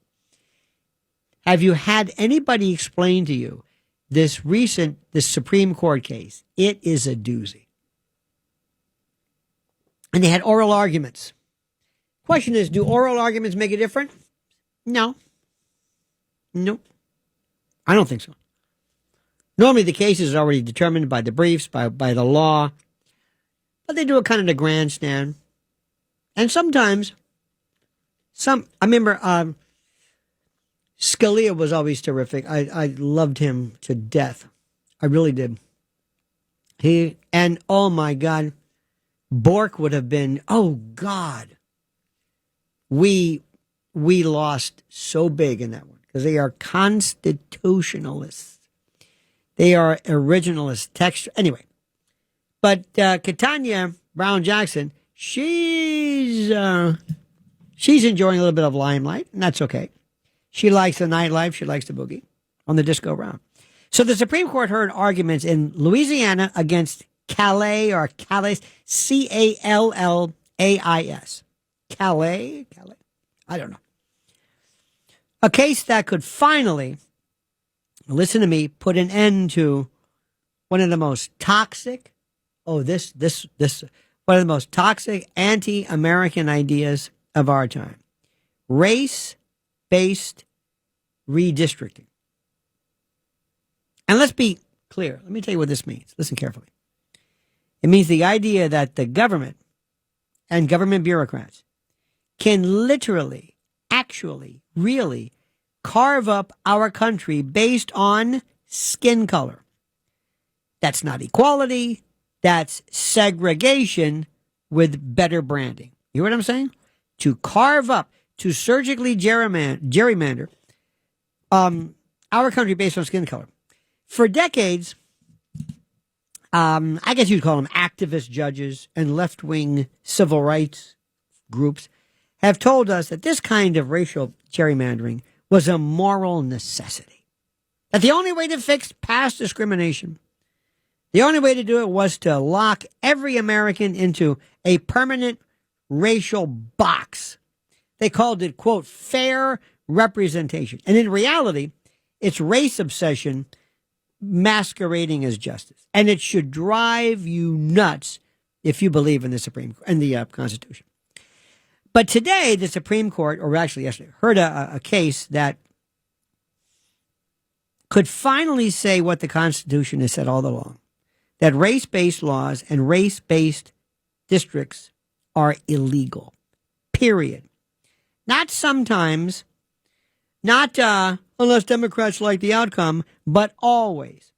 Race-based laws and race-based districts and race-based gerrymandering, and the like are all illegal. Period. Always 100%.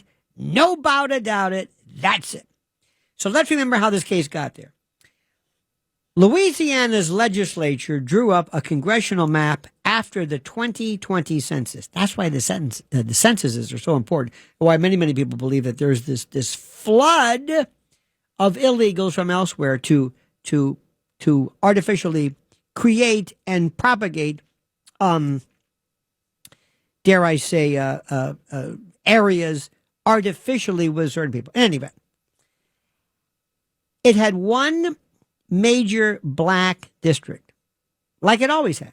Okay, this is Louisiana's congressional map. It had one majority black district. That was a history. But civil rights groups like the NAACP, the ACLU, the usual suspects, they sued, saying that wasn't enough. You know what I'm saying? That wasn't enough. They wanted 2 majority black districts, because apparently one's not representative enough. They actually said this. One is not representative enough. We want 2. So they dragged the state through years of litigation until they got a judge to agree. Understand how that works? We're going to artificially create something based on race. Now, if somebody came along and said, "Hey, we've got too many," we've got too many black districts here. Too many Muslim districts here. We don't like that. That's not, quote, representative enough. How do you think folks would deal with that one? So then, and here's the kicker. Louisiana itself, under pressure from the left, turned around and said, in essence, you know what? You're right. They redrew the map with 2 majority black districts. A map they now admit was designed entirely, totally, 100% based on race. 100%. They admitted it. So now they're in front of the Supreme Court saying, well, this was unconstitutional. Think about that. The state admits it violated the Constitution to please activists, and now it's asking the court to stop the madness. I mean, I don't know if it's poetic or crazy. So enter the liberals of the bench, led by Justice Ketanji Brown Jackson, whose comments were so astonishing, so out of this world, they could be part of an SNL sketch, provided SNL was funny. And at one point, she compared, listen to this, race-based districts to the Americans with Disabilities Act, the ADA. She actually argued that carving out special racial districts is like building ramps for the disabled. You hear what I said? Did you hear what I said? Don't tell me you're asleep, because I'm supposed to keep you up at night. She said this. This is like, huh? This is like being. Emma, are you saying being black is a handicap? No. But this is what we're doing. Now, I'm not even done with this yet, because you have to have this explained to you. But let me remind you in the meantime that this is Lionel and this is the other side of midnight. How does this happen? How do people, smart people, very smart people, very, very wise people, people who are without question, and I think Ketanji Brown Jackson is a very, very smart woman, very, very, but it's just, what? They actually sort of believed, it's the most incredible thing in the world, that this was similar to carving out areas for black voters. It's like building a ramp. It's like the ADA. Think about that. Again, the logic. If the government doesn't segregate voters by race, it's somehow denying them access to democracy. Huh? That's not jurisprudence. That's race. It's been called race essentialism, disguised as empathy or something. It's the same poisonous logic that says that merit-based admissions are racist, or but racial quotas are fair. I don't understand how that works. I have no idea. So when lawyers tried to push back, Justice Jackson cut them off with this now line. trust me on this. She says, trust her? On constitutional law? That's not how it works. You don't get to waive the 4th Amendment with trust me, or 14th Amendment, I should say. With trust me. What she's really saying is forget the Constitution, forget equality under the law, yeah. But trust our feelings about race, okay? That's what this entire movement is built on. Feelings, vibes, you know what I mean? The emotional comfort of permanent grievance or something. But the Constitution doesn't deal in vibes and feelings. It deals in principles. And equal protection means just that. Equal. The law doesn't care what color you are. I know that may bother you, but it can't. Because the moment it does, you're no longer living in a free country. You're living in a system where identity replaces individuality, where it's part of this identitarian nonsense. So Clarence Thomas, who's really good, to his credit, wasn't having any of this stuff.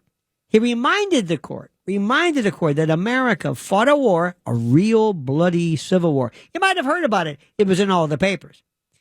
And it was intended to eliminate government-imposed racial categories. He asked point blank why the state should be forced to use race at all in its maps.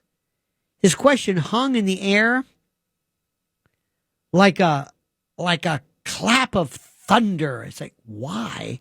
Why indeed? Justice Alito, he was great. He picked up on it.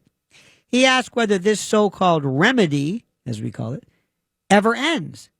Because if the goal is to permanently balance representation by skin color, then what you have isn't democracy, it's racial bookkeeping, and it never stops.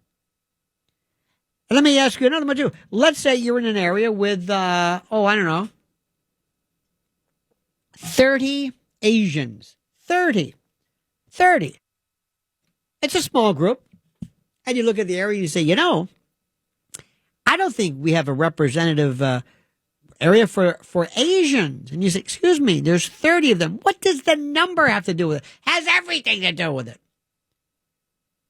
And if you can say to yourself, well, black folks, voters and the like, should have this representative because they're outnumbered. But they're 14%. It doesn't matter. And then gays say, wait a minute, we need a gay district. A what? No.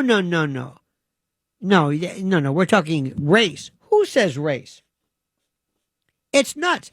Kavanaugh, by the way, seemed a little uneasy. He floated the idea of a sunset, that race-based remedies have to expire eventually, which is like, no, don't wimp out. Because if they don't, then America never moves forward. It just spins forever and blah, blah, blah. Justice Roberts, always playing it cool, as always, but you could sense where he's going. The conservative majority looks ready to pull the plug on this insanity, and it's about time. Let me be clear, okay? This isn't about suppressing anybody's vote. It's about stopping the government from, in essence, treating race as some kind of a destiny. Not that creepy guy on YouTube, but because once you start dividing people by color, it doesn't stop at redistricting. It affects everything. Education, hiring, housing, the military. It just keeps going. And it does exactly what you're trying to prevent.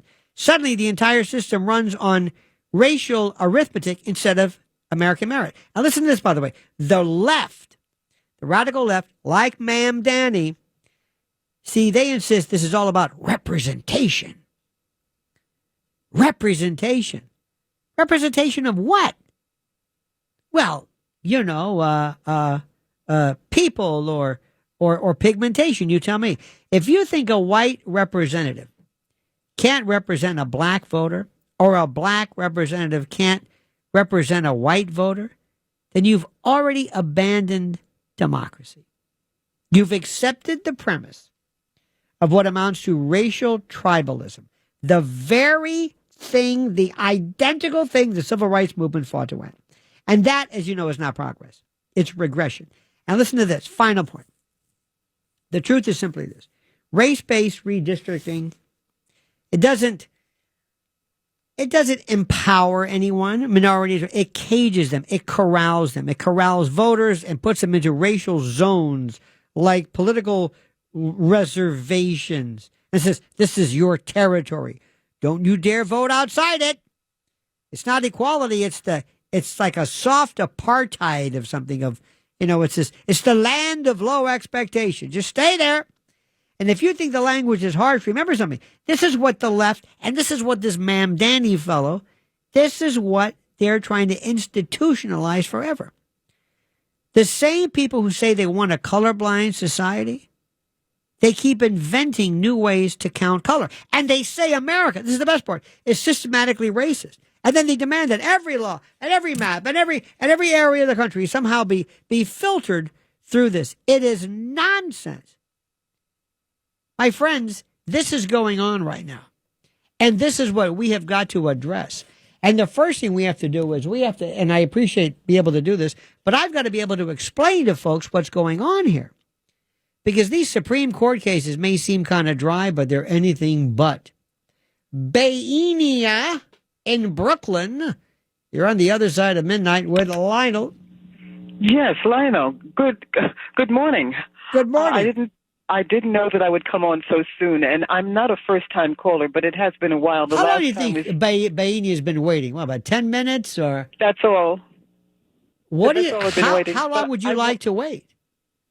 Well, I can wait longer, but No. Wait. What I'm saying is you seem almost like disappointed, like, oh, I got on. No, I'm not disappointed. Okay, it's good. Just that I have to run a little small business. It's a search firm. But I wanted What to are you agree searching with, for? I'm a Wall Street recruiter. Whoa. Yeah. Oh, and what kind of Wall Street? Like bankers, lawyers? What are you looking for? No, I recruit stockbrokers and bankers. You're la-di-da. Well, I don't want to keep you waiting. No, but Lionel, dear, I was in law school for a very short period of time, but I just wanted to agree with you. I do agree with the Supreme Court Justice Roberts about being cool, and of course, I agree with the new Justice Jackson, because we have to stand up on our own. Now, if a person Wait a minute. is disabled, you stand by Katania Brown Jackson? No, I agree with her logic that she used in that statement or issue that you brought up before. By mandating racial segregation, in essence, by allowing segregation, by gerrymandering congressional districts based on race? No. She didn't say that, Lionel. Oh, that's what she wants. Oh, absolutely. No, Lionel. She wasn't. However, if you think she was, she did. She also said this was like similar to granting like ramps for the Americans with Disability Act by creating specific districts that are racially booked by through some kind of racial bookkeeping, gerrymandered to artificially create majority black districts. You're for that? No. And I think she and the whole of America, our country, and all democracies are to help the disabled. But God, no. She wants this. She is saying she believes that this is constitutional to have a state deliberately craft a congressional or a voting district based solely on race to accommodate and to guarantee race. You're okay with that? That doesn't make sense, but thank you, Lionel, dear. Thank you. This is the recruiter. Okay. Wow. That's something. Did you? It makes me think, did I? By the way, she was on at least 20-something minutes. She was at the top of the hour. I went through a long time, I think.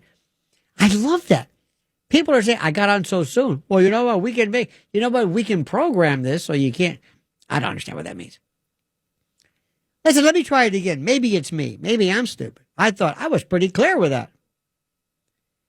You don't artificially create rights, areas, voting districts, precincts, majority voting, based upon race, based upon what if there was an all Muslim? Imagine that. Somebody comes, we're in Dearborn, Michigan. And I go to the Michigan legislature and say, there's a lot of us here, but for some reason, based upon this smattering of sorts, we just don't seem to enjoy any kind of a district where we enjoy the majority.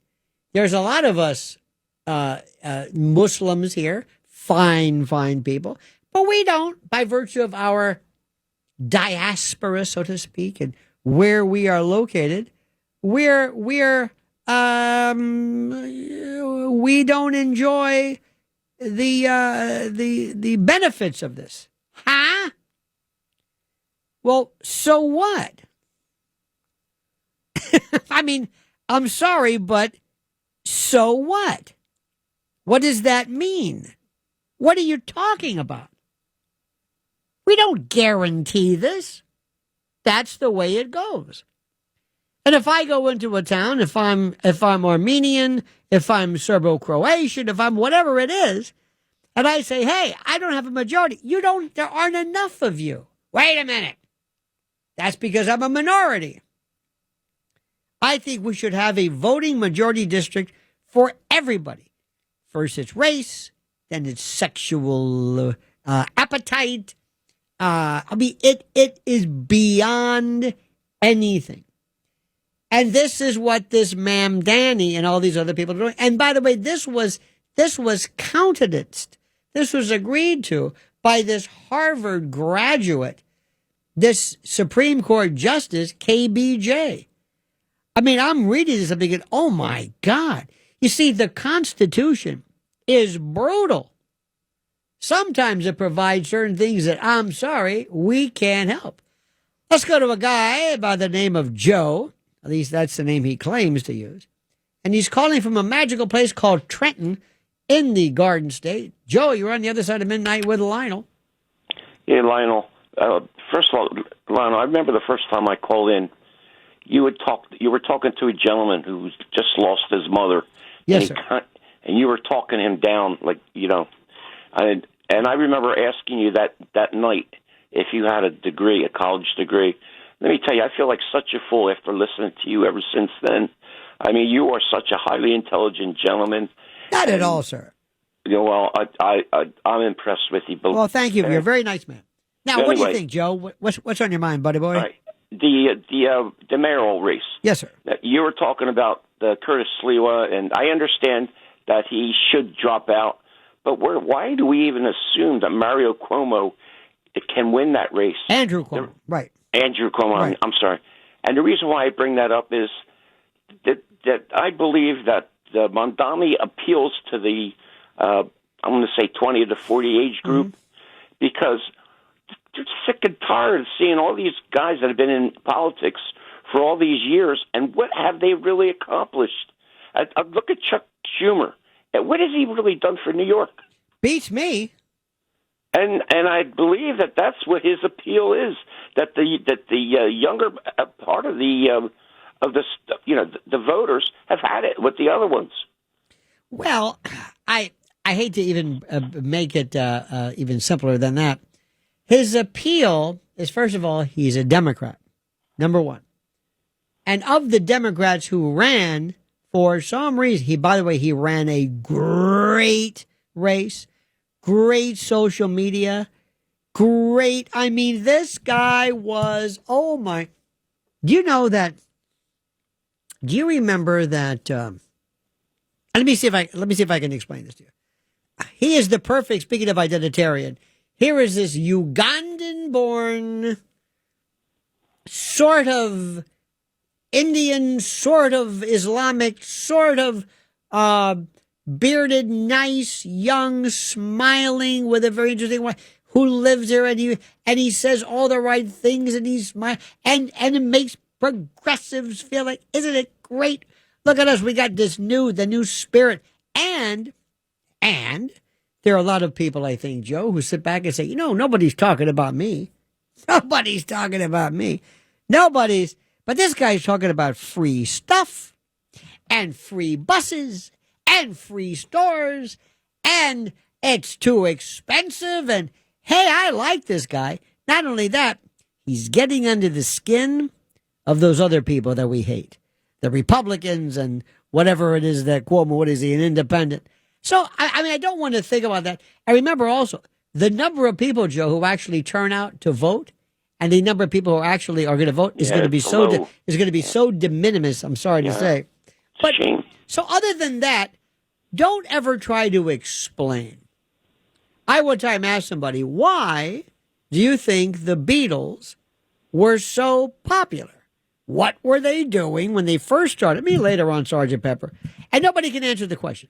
And what they will do is they will, after the fact, come up with some idea that explains, like, oh, I see. And then they'll try to retrofit a reason for this. So I don't really know what it is. But the bottom line is simply this. And you ask this. It appears mathematically, based on a number of people, that, remember, right before the last couple of weeks, things changed drastically in New York politics. And they have changed drastically. And it is the collective thought of a number of people based upon history, based upon Curtis's performance last time, based upon his numbers, based upon polling, initial polling, not the stuff or inside polling, that if there's ever going to be a chance, it will be somehow throwing into Cuomo, that despite all of the, put it this way, Cuomo is the kind of, remember, he's a Democrat, but you got to remind people, he's a Democrat, but he's coming across kind of as the Republican, but he's not. He is, even this leftist Democrat, compared to Mamdani, comes across like Herman Talmadge. I mean, it's a different story completely. This is how wild this is. And they believe that with his bona fides, his name, his whatever it is, plus Curtis's numbers, he has a shot. That's it. Now, remember, that has nothing to do with what I would like at all. Period. End of discussion. There are people I would vote for. Like I told you, I would vote for an onion ring over Zoran Mamdani. Lionel, if I was a homeowner or a small business owner, I'd be shaking in my boots at the thought of that man becoming the mayor. Well, it's funny. People always say, well, we've had David Dinkins in the past, or we had, there was a time in the past. Let me tell you something. It was a more rational, kind of eccentric, I don't want to say eccentric, but a city council. Not only do you have Mamdani, but they've got people in the city council who make him look like Rudy Giuliani. So when you put this together, here is my main, this gets me. He actually said that he would advocate or would support or would actually be a part of arresting Netanyahu. Now, remember this. Just think about this. On a warrant from the ICC or ICJ, I forget, that America is not a signatory of. Now, imagine this situation. I am sworn to protect Bibi Netanyahu. I'm an IDF or whatever it is. I don't know. And I'm standing there. And all of a sudden, I see some plainclothes guy come up with a pair of handcuffs, and he's armed, and they're trying to arrest my leader, my prime minister. And I say, oh, no, you don't. I don't know who you are. I don't recognize this. And I pull out a gun, and I say, stop. And they pull out a gun, and there's a crossfire, and somebody's killed. Now, this is what this man is talking about. Yeah. Now, what happens? Would he do that to Putin? I don't think so. So what Martha McCallum should have done is said, what other kind of puerile, juvenescent, silly extremism do you possess? You're a child. Do you think this is the Wild West? Do you think that our commissioner, Tish, or anybody would allow this? Are you kidding me? Sir, do you have any idea of what you just said? You would arrest? Do you know, first of all, you have no jurisdiction. This would be, imagine all of a sudden in Egypt, somebody tries to arrest some local, let's say the Cairo mayor wants to arrest Trump. Do you know what would happen? We'd go to war. Right. So do you think this is a game, Mr. Mamdani? Do you think this is, are you going to smile your way? Are you going to give that grin? And Mr. Mamdani, do you think I'm stupid? Seriously, do you think that I believe you know what the hell you're talking about? And the best part is I love this, and I'm going to say this again. And I'm going to say this again because I think it's so critical. I hate hypocrisy. Look, you can say whatever you want about Israel or whatever. That is up to you. I don't care, but I'm going to say this again to you. Reports are in from Reuters, CBS, not exactly, Jerry's website, but Reuters, CBS, and the Washington Post. They all confirm Hamas executed at least 33 Palestinians in Gaza. 33 this week, while reasserting control, with some estimates nearing 50. Now, victims were accused by Hamas, apparently, of collaborating with Israel. And the UN has not yet issued a statement condemning the killings. Interesting. Major media have sort of covered the story, but prominent left-leaning voices, and again, I go for Mehdi Hassan from Zateo and blah, blah, all these other people. The silence, as you know, Joe, is deafening. So here's a question. When Israel acts, outrage erupts. When Hamas murders Palestinians, many suddenly lose their moral compass. Yeah. Hypocrisy is now the loudest sound. So, Mr. Mamdani, what do you think about that? Will you denounce that? Now, why do I want that? I don't think people care one way or the other. I'm sorry to say it. I want to see him squirm. I want to see him prevaricate. I want to see him equivocate. I want to see him humana Ralph Cramden it. I want to see what this guy does. I want to take his past. If I were Martha McCallum, I would have had everything he ever said and said, what about this now? Mr. Mamdani, this was a couple years ago. This wasn't when you were 10 years old. It's a couple years ago. How do you expect anybody to believe this? There are people who say, I want you to... And by the way, you've never mentioned anything about trash, traffic lights, potholes, public libraries, schools. You're talking about arresting Bibi Netanyahu. Mr. Mamdani, do you know what exactly you're running for? Is this some vanity piece? Who put you up for this? Who was it? Was it Soros? Was it somebody? No. Somebody from a G7 country? What? Seriously, what are you talking about? What is your legacy here? What do you think? Tell me what you would do. And by the way, the number one thing that I'm telling you, the number one is this restorative justice stuff. He wants to talk about this non-carceral, non-retributive type of counseling. He believes everybody who commits a crime is crazy. In any event, Joe, I don't want to belabor the point, but no, I enjoy listening, Lionel. Joe, it's all that matters, my friend. Thank you so much for this. Listen, I'm going to tell you, you don't know me. I know you don't know me. I'm the most rational person. I'm not left. I know. I'm not right. You're not going to believe this. I could go down the list of everything. I don't rubber stamp everything Trump does at all. We can do that for another time if you'd like. I'm looking at this particular issue. That's all I'm looking at. It's like when you're a doctor, a physician, let's say in an emergency room, and somebody comes in with a bullet wound. And you've got to act on that wound. This guy's bleeding to death. And you've got to stop this bleeder, find the bleeder, and help him. You might want to talk about his lifestyle. Maybe perhaps, is he a smoker? Excuse me, he's dying. What are you talking about? You're talking about his lifestyle? Whether he uses seed oil? Do you understand what's happening?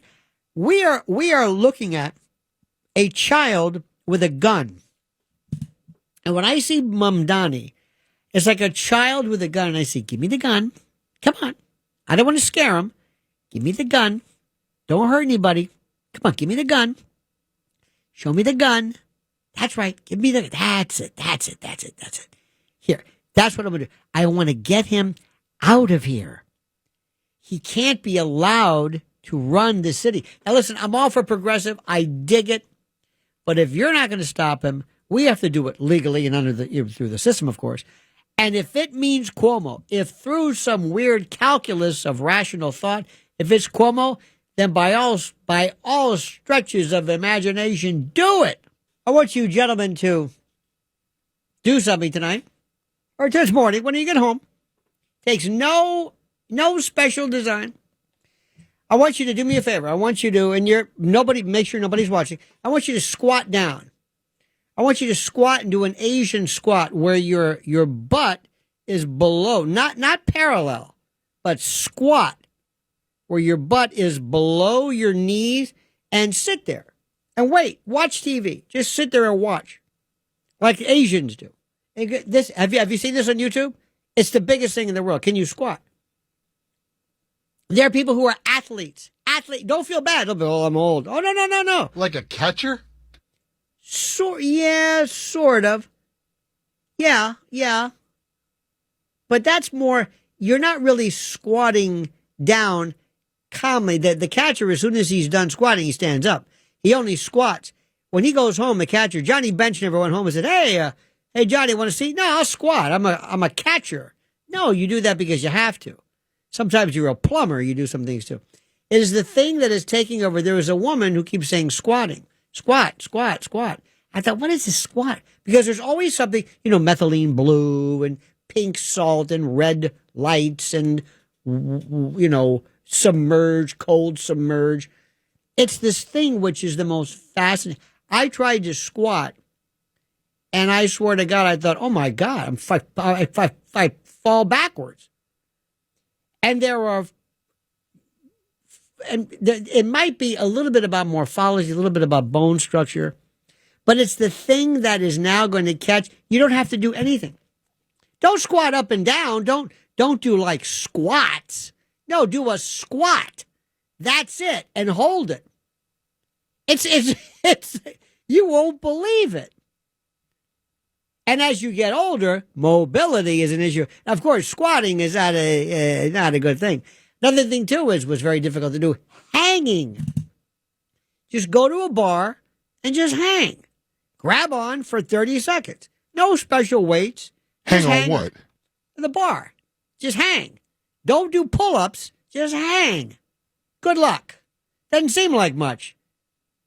It's like, remember when planking was this is this new thing that people are saying, oh my God. I wonder where all the warehouses of kettlebells are. Remember when kettlebells came about? All of a sudden at gyms, they were like, oh, I got to get a kettlebell. Like 4 people did it. And they say, hey, this is the greatest thing in the world. Then they say, okay, next, what am I going to do with all these kettlebells? They're clumsy. I keep bumping into them. And you don't want to get something where you want multiple weights. You want something with great, I got a 50-pound kettlebell. Well, what do I do with this thing? I don't know. Maybe you can squat. I just love trends. I love YouTube trends. It just cracks me up. Somebody said this is a big deal. Now, as we approach the 4th hour, is this 4? Yes, the 4th hour of this thing that we do, this thing of ours, I want to hear from you about squatting. And I don't know about you, but I mean, we do some things like, we may walk and you may go in an elliptical. That's always good. Try doing something that involves a little bit of mobility. And you would be like, oh my God, what happened? And then you're saying, did I ever do this? But the best is to go and find out athletes who can't squat. I don't give a squat. I could squat. Squat always sounds like, squatting is not good. Squatting sounds, put it this way, you squat when you're trying to, let's face it, eliminate something. Childbirth or even worse. But I want to open up now squatting gyms where you show up and you can have squat classes. And you don't have to have any machines. Just a bunch of people just squatting there with a timer. That's good, Tony. Tony, I'm looking at your car. Tony, last week you squatted 30 seconds. Let's try to get up that to 45 seconds. Okay. By the way, it's $115 a month for your gold membership to the squat club. You think I'm kidding? People become, remember when nap rooms were big? Everybody had to nap. You'd go into this room, yeah, I got 10 minutes. Can I nap? Sure. You go into some smelly kid. What am I doing? You're napping. You got to nap. They do this at the Google Labs. Oh, okay. Okay, I'll do that. Yeah, sort of, maybe. That's kind of interesting. And then they had the ropes. Let's have these big these ropes that they use like to tie up a ship. They were at gyms, these ropes. Then the one I like was a bag. You take a big bag. It's about the size of the weight of a human being, and you pick the bag up and you put it on and you throw it down. This is exercise. I want to have these. I'm going to be like the Jack LaLanne of squatting. I want everybody to squat. I'm going to have squatting teams. I'm going to have squatting videos. I'm going to have squatting gear, special clothing you wear to allow you to squat, especially when you get older, man. You know what I'm talking about? That's all I'm saying. Okay, think 2 mandarin oranges and a nylon stocking. I'm just saying. Coming up, hour number 4. Can you hang it? Can you hang with me? Can you do one more hour? You better, because I'm here. This is the best radio show there is. And you know what's great about it? The fact that you and I are together. That's right, my friends. Don't think I don't know it. I am into so many places, crevices, the dark, seamy underbelly of a society at this hour. Because when people say, wow, overnights. What did you do to pull that gig? I said, gig? This is the greatest hour in the world. First of all, you got to understand something. Nobody's here. I know that sounds terrible, but nobody's here. Sometimes when I'll happen through the day, I'll come by here, I'm thinking, who are all these people? What are they doing? What do they do? Who are these people? Who are you? Oh, yeah, that's that name I hear. It's fantastic. Sometimes, depending upon, like before Noam gets here, it's dark. I mean, sometimes the automatic light switches don't come on when you walk down the hall. And it's like, I feel like I'm a burglar. It's wonderful. It's just wonderful. And you're driving in and people are out partying. But when you go back home, well, it's another story, my friends. It is another story indeed. And tonight, of course, is the big thing here is we're going to be watching the debate as though it matters. It's just for people in the biz. People who think they know about politics, people who think that they control. Well, I get to control. You don't control anything. You don't control anything. Politics is the absolute, I swear to God, the most wonderful thing with the worst people running. I got these things all the time in our mail. Here's something from your district. It's like, I don't know who this person is. Here's a list of all alternate side parking list. Oh, thank you very much for this stupid thing that I've got. I don't know what this thing is. What would you love to do? What would you love to do? You know, I told you one thing what the president should do, and he's never listened to me because probably doesn't know I said it. But I would sit there and I would say, you know what? I'm going to do something very interesting. I'm going to tell people I still want you to understand, my friends, what it means to be the president. Can I give you a tour? And the first thing I would do if I was a president, I'd say, come on in. Let me show you something. I'm the president. And I would get Dan Scavino or something, good guy, by the way. And I would say, come on, Dan. Or Martin, what is her name? She's terrific. Great photographer. Come on, let's go. Here's a place you don't go to. This is in the White House that most people don't recognize. This is the kitchen. Come on. And there's always somebody there. Always, in case I want a sandwich. I would abuse that. I would abuse it. Wouldn't you? What would you love to be the president? What would you love? There's got to be some fun parts. I'd say, what do you want to eat? Seriously. Anything. Why? I'm the president. And the White House is kind of a it's not real friendly. But they have one room that's really interesting is all the plates, and it doesn't sound like as much, but all the plates from all of the first ladies since Martha Washington. I found that fascinating. There's a portrait of John Tyler. And the John Tyler picture is him with his holding a newspaper in his right hand, crumbled up because he hated the press. The Lincoln bedroom is a complete joke. It's kind of neat, kind of funky, but you're stuck. You are a prisoner there. You can't go out. You can't say, come on, let's go to the... No. You'll never be able to go to anything again. Can't walk into a bar. Wouldn't you love to do? I would love to do this. I would love to say, now listen, here's what we're going to do. I want to make sure the Secret Service is okay with this. But I want to walk into like a bar, have hidden cameras already there, and make sure it's a place. And I walk in and I sit down and I say, how's everybody doing? Great. And you say, wait a minute. Are you yep. You're the president. I sure am. How am I doing?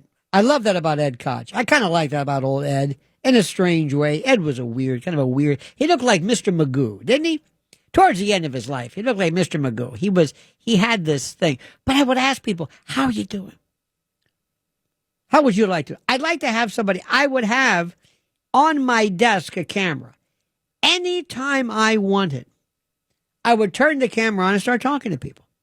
I'd go live. Or I would have somebody, I swear to you, I am not kidding. I would absolutely, positively tell people, this is what I'm your president. I'd have some kid bring them in. I'd show people, you want to go see the kitchen? I think people would love the kitchen. Come here, let me show you something. Would you like to see where we live? And if I were the president, I'd say, this is your house. This is where you live. I'm just visiting.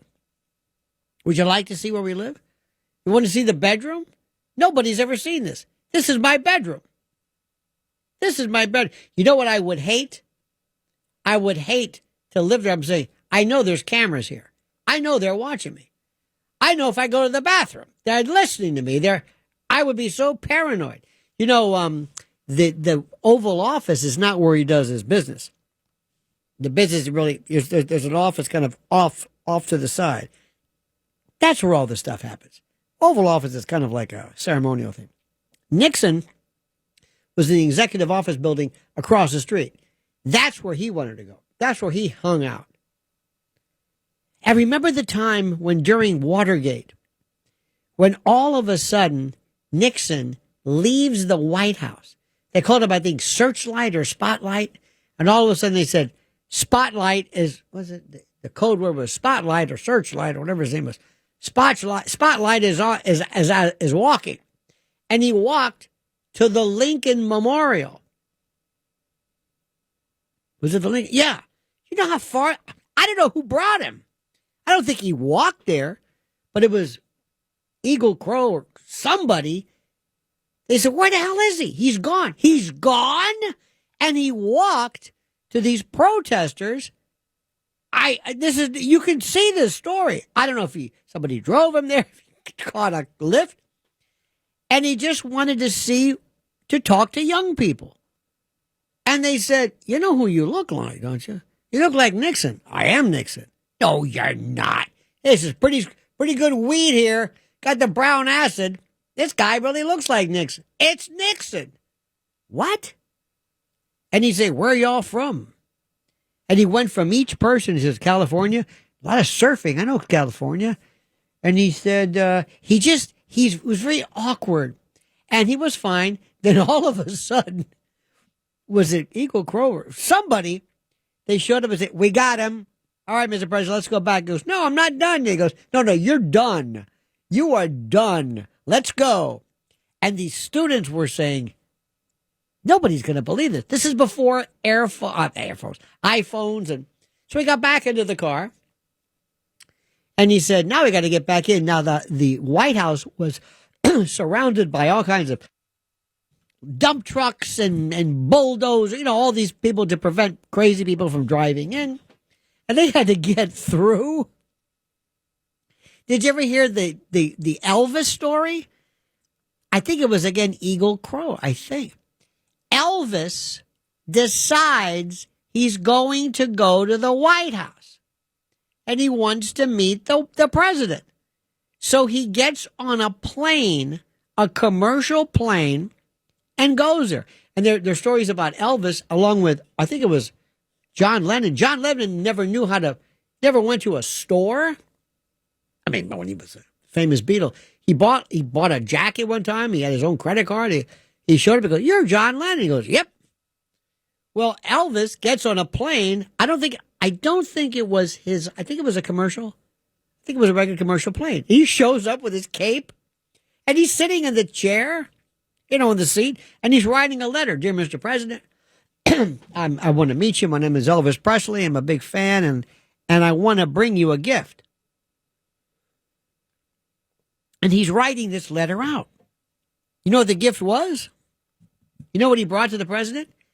Either a gold-plated or a special .45 caliber, like a 45, like a Colt 45, M1911, in either a gold frame or something. But he brought a gun into the White House. So anyway, it's a Saturday, and he shows up at the front gate, and he goes, and the guard looks over, and he goes, "That looks like Elvis Presley. He's got the cape on, like you very much. The whole thing, the hound dog, and he goes up to the gate, and he said, "Oh my God, it's Elvis Presley." He said, "Can I talk to the president?" Just a minute." So the guard picks up whoever was the duty agent. I think it was this guy, Eagle Krogh, or Crow, whatever. He said, "Yeah, Elvis Presley to see the president." He goes, "Are you kidding me? Are you drunk?" He goes, "No." He didn't announce. He didn't call. He didn't nothing. He just showed up. He said, "Oh my God." So they said, "Well, let me go talk to him." He said, "Well, come on in, Mr. Presley." He says, "Is the president here?" He goes, "Yeah, he's here." So he calls, says, "Mr. President, yeah, Elvis Presley's here." He says, "Who? You mean Elvis? Yeah, he's here. He's here. What do we do? What do we show? What do we do? Well, what do you want, sir?" He says, "Well, he hated the Beatles, by the way." He says, "A lot of these people today, these bands, they glorify drugs." Now, Elvis was the biggest druggie, but it was prescription. And I want to do our best. I want to be a special agent. He says, "What? I collect badges." "You collect badges?" "Okay." And Nixon's looking at him like, "What the hell's going on here?" So they dug around and they found a badge. I think it was a DEA. And they gave him a badge, which is so ironic. Elvis Presley getting a DEA badge.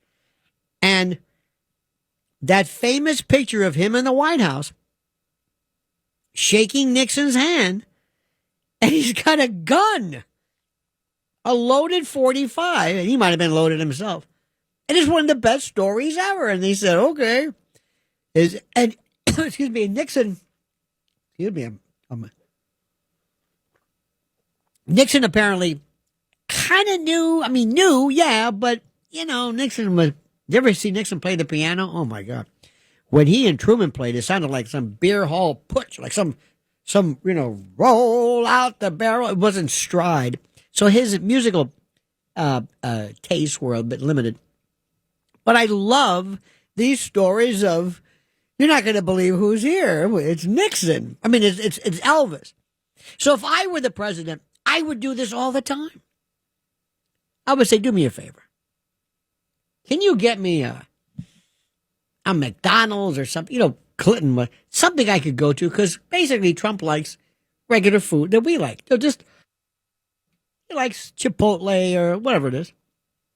Wouldn't you love to see? Because remember when Trump was at his best, when he did that McDonald's drive-through, when he shows up, they love him. That's what he needs more of. Sometimes Trump's a little awkward. Remember during the fire when he was across the street at that St. John's church, and he held up the Bible like holding it up to Dracula? Remember that? It was. I know he was trying his best, but it was the most awkward during Black Lives Matter. But he does these things. See, when Trump speaks, I love it. He acts like he's at an Al Smith dinner. Did you see it before the Knesset? He's like riffing and kidding, and how can you not love this guy? He doesn't care It's like having your Uncle Benny as president. I love the guy. But don't ever sell him short. And I've got a lot of complaints. I'm not going to list them right now, but if you ever want, I'll provide them. Like, for example, he's got so many, he still has a couple of clinkers in his administration, but I digress. Come on, let's hear from you. 800-848-9222. Who am I? Simple. Lionel. And what's this called? The Other Side of Midnight. You can say, welcome to America, but I want you to speak English like John Lee Hooker. Or maybe Muddy Waters. I'm a man. I'm a manly man. By the way, just for the record, it was May 9th, 1970, in the early hours after midnight. I just thought of this, by the way, and I was correct. Amid nationwide protests over the Kent State shootings and Nixon's Cambodia invasion, Nixon impulsively told his valet and Secret Service he wanted to go talk to the demonstrators. Who drove him? Manolo Sanchez. Nixon's loyal personal valet, who actually drove him, was in the car with him. Manolito. And then, on December the 21st, 1970, not to be outdone, Elvis Presley showed up at the Northwest Gate in a purple velvet suit, hoping to meet Nixon to offer his help in fighting the drug culture. Eagle Crow, again, Eagle Bud, the same made during the Lincoln Memorial. Dwight Chapin was there, H.R. Bob Haldeman, Jerry Jones, another young staffer, not the Cowboys owner. He handled the communication with Presley's bodyguard. And Secret Service Chief James Rowley had to scramble to clear the singer through security, especially when he had a gun. I love that. And Nixon said, okay, fine. You know, I like Nixon. I know I'm not supposed to, but I've always liked him. Let's go to Gene. Gene, the dancing machine. Gene, roses are red. Who did that? Oliver. Gene, you're on the other side of midnight with Lionel. Yes, Lionel.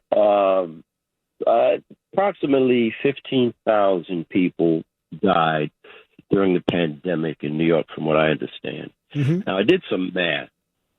It seems that everyone knows approximately 600 people. Wow, yes, right. I see where you're going with that. If you multiply 15,000 times 600, that's 9 million. Now, if you break down to say 1/4 of that, that's 2,250,000 people. I stayed home during COVID because my wife and I were both, we really should not have been involved in that because pre-existing situations. So I was watching services at my church online. And many people died during COVID. And many people died after COVID. I should think that there were 2,250,000 people that are related to the 15,000 that died as a result of the policies of Cuomo as governor that should be able to take Curtis over the line. And the other thing is, because I know you have something to say about it, but Curtis, to me, should stay in because he owes New York nothing. Curtis was shot 5-6 times.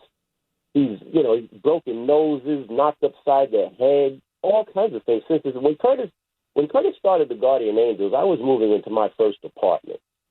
And I've seen Curtis in action personally, and I've seen the Guardian Angels on the subway many times. This is when you couldn't see the wall of the 2 train because there was so much graffiti on them. So the people owe Curtis and they owe the city. He owes them nothing. And why would somebody vote for the man that was responsible for the deaths of their family and friends? Because that's not what he said happened, and because they forget. Right. I mean, you're right about that, but they're going to say, no, that's not what happened. You don't understand. That is and by the way, but people have already, they voted for him before. They know this. And I know it. And I'm not in any way trying to discount it in the least. Believe me when I tell you that. But what I'm saying is, and what's the weird part about this is that I don't think it matters. I don't think it matters. I don't think it matters, and I don't think that anybody really is going to remember that, especially when you are you there? Especially when you look at the threat of Mamdani, which is a whole other story. But your point is excellent. You see, the reason for it is very simple. Cuomo has repeatedly said that New York's policy, to allow hospital released patients, some of whom were COVID positive, to return, was consistent with CDC or CMS directives. I don't know what we're doing with this, but I'm going to get rid of that. It sounds like people are hanging up. He could also blame it on nursing home staff. He also claimed that some of the infection came from the workers themselves. If that makes any sense to you, that takes a little bit of, I don't know what the word is, a little bit of, how do I say that? Some guts to do that. But irrespective, it doesn't really matter. I don't think anybody at this point is going to really make any care or bring this up at all. I just don't think it matters. I don't think it matters. Now, it should. I think it's important. Fran in Massapequa. Fran, you're on the other side of midnight with Lionel. What's up, buddy? How you doing? Talk to me, Franny. You're the best. You're the best. You're the best. Oh, man, there's so much. Being on hold is a wild thing because you forget what you called because there's so many subjects. It's great. That's the one thing about radio. I call a lot of sports, shows, and I love calling you. And, being on hold is a wild thing because 1,000 things go. I'm going to talk to him about that. I forgot what I even want to talk about. But absolutely perfect. Exactly. But your show is great. The lady who called up to Wall Street, that was what I love is your reaction to some of the crazy callers or what you think is like a kooky caller. And I have one thing to say. I have one thing to say. 30 past the hour, because that's what I do. No, that was, sometimes they're so beautiful. They're so perfect because they just lend themselves. You don't have to say anything.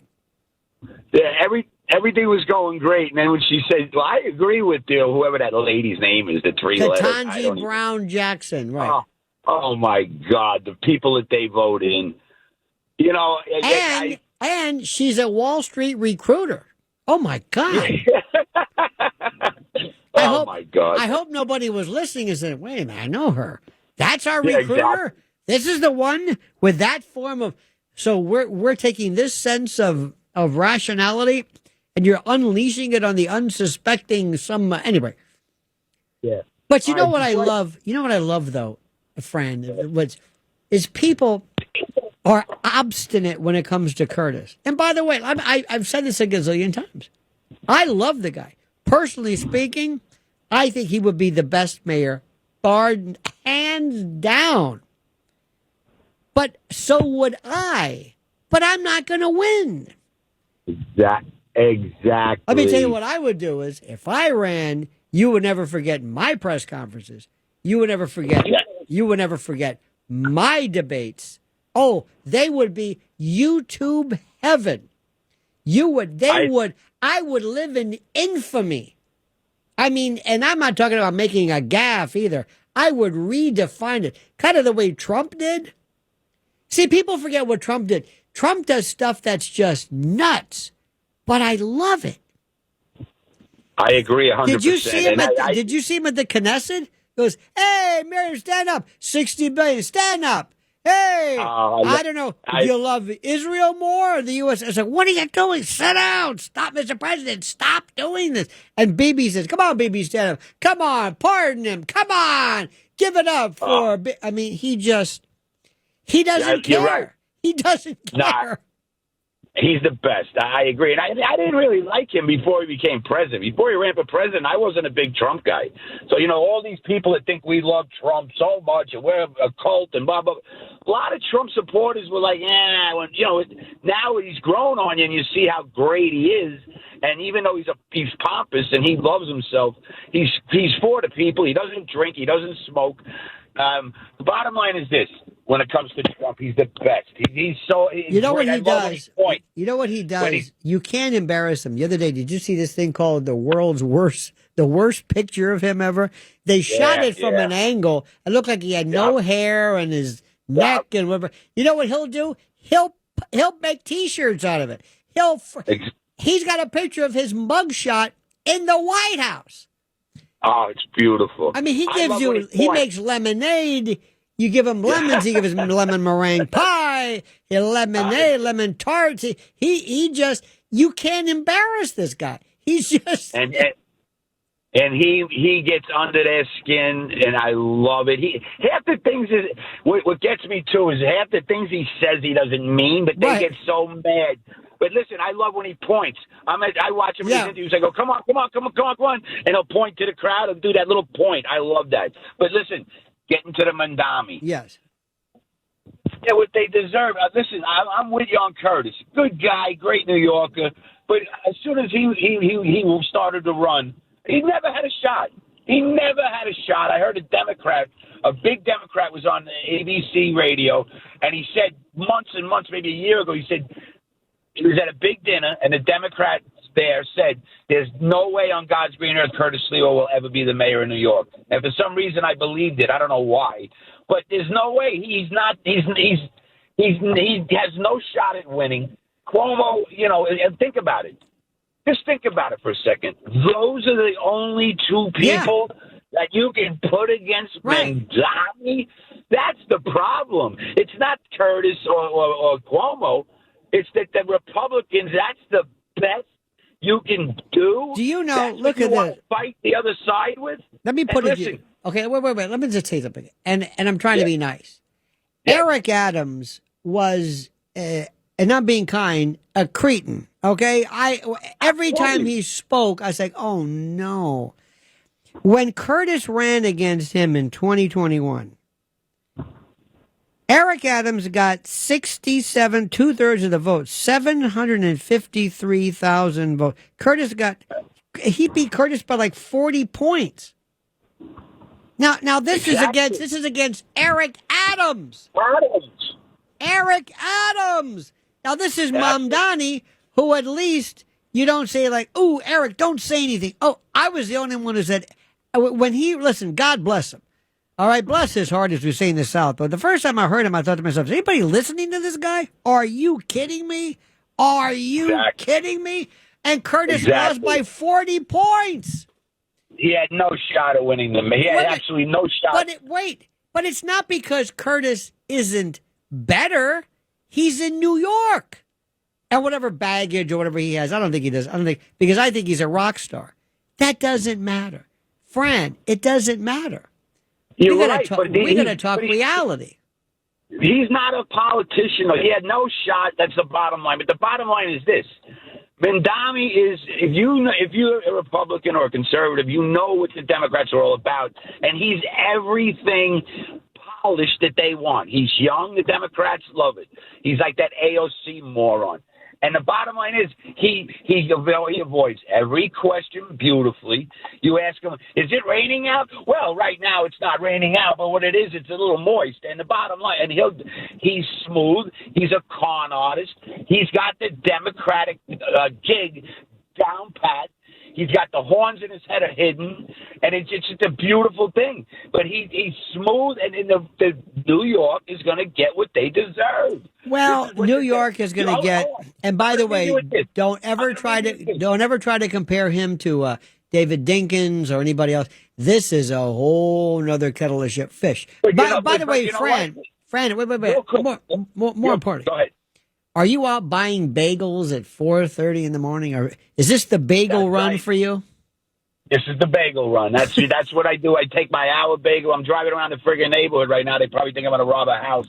But, yeah, I got a beautiful bagel right out of the oven. It's crazy. But, I don't drink or smoke, so sometimes I wake up late at night, and I'm a bachelor. You know what I mean? I never got married because I was way too immature. I did not want to get divorced. I did not want to cheat on my wife. But the bottom line is this. Wait a minute. That's a unique way of saying it. Why didn't you just say I'm not going to cheat? Did you know can't, you Lionel, would? I can't. I never had a girl. I put it this way: I've had about 15 to 20 girlfriends, steady, and every one I cheated on. Why? I'm not one of them guys.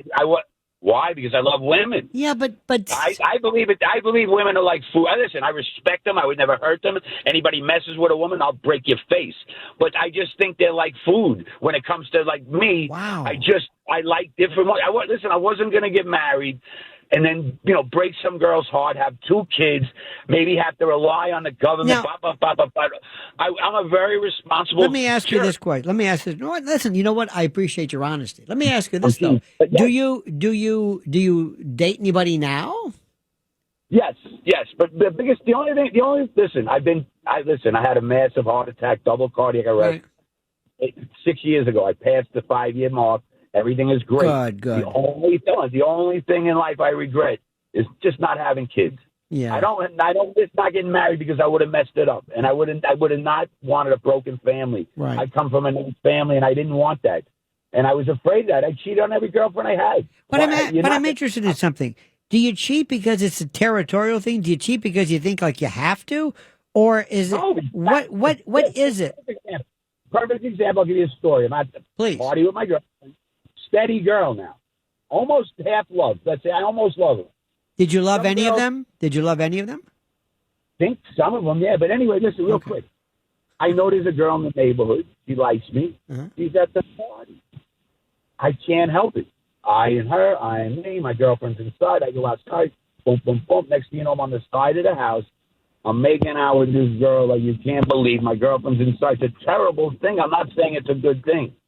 I'm not saying it, but as a girlfriend, boyfriend, you can cheat. Right. You know what I mean? That's why you have boyfriends and girlfriends, so you know whether you should get married or not. That's the problem. People jump into it too soon. Right.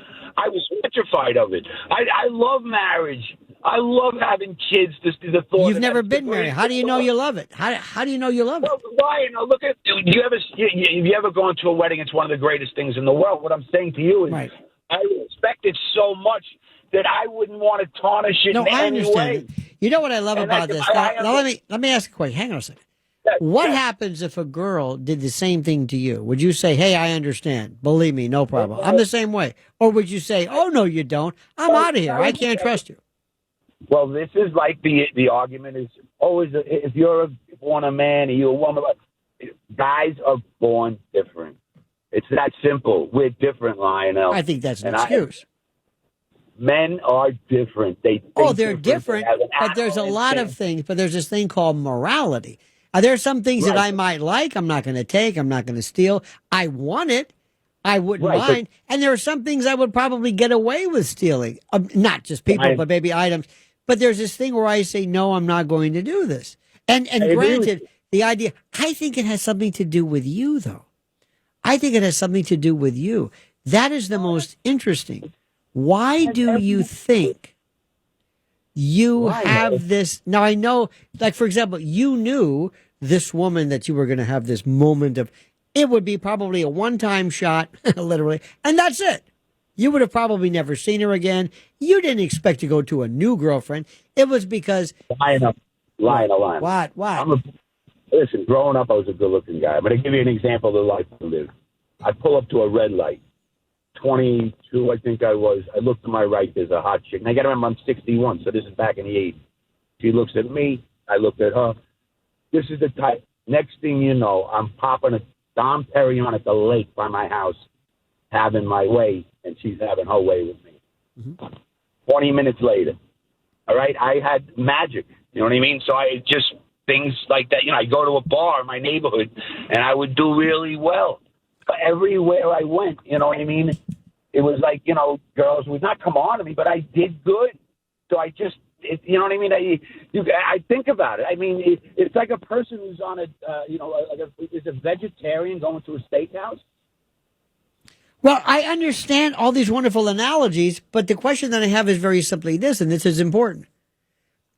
Maybe, and I don't want to break your heart, maybe in addition to the fact of your incredible masculinity and pulchritude and this attraction, maybe you just keep running into a bunch of sluts, skeeves, slatterns, women of loose morals, women who would, Remember they called it Oleo, the low price spread. Remember those old jokes? I mean, come on.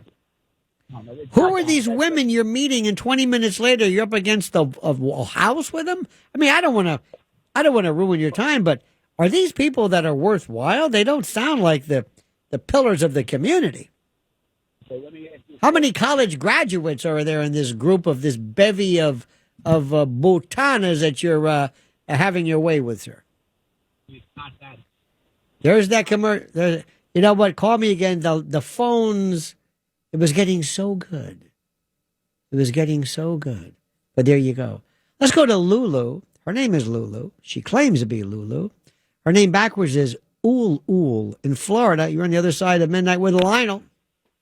Hi, Lionel. I love the way you handled this last conversation.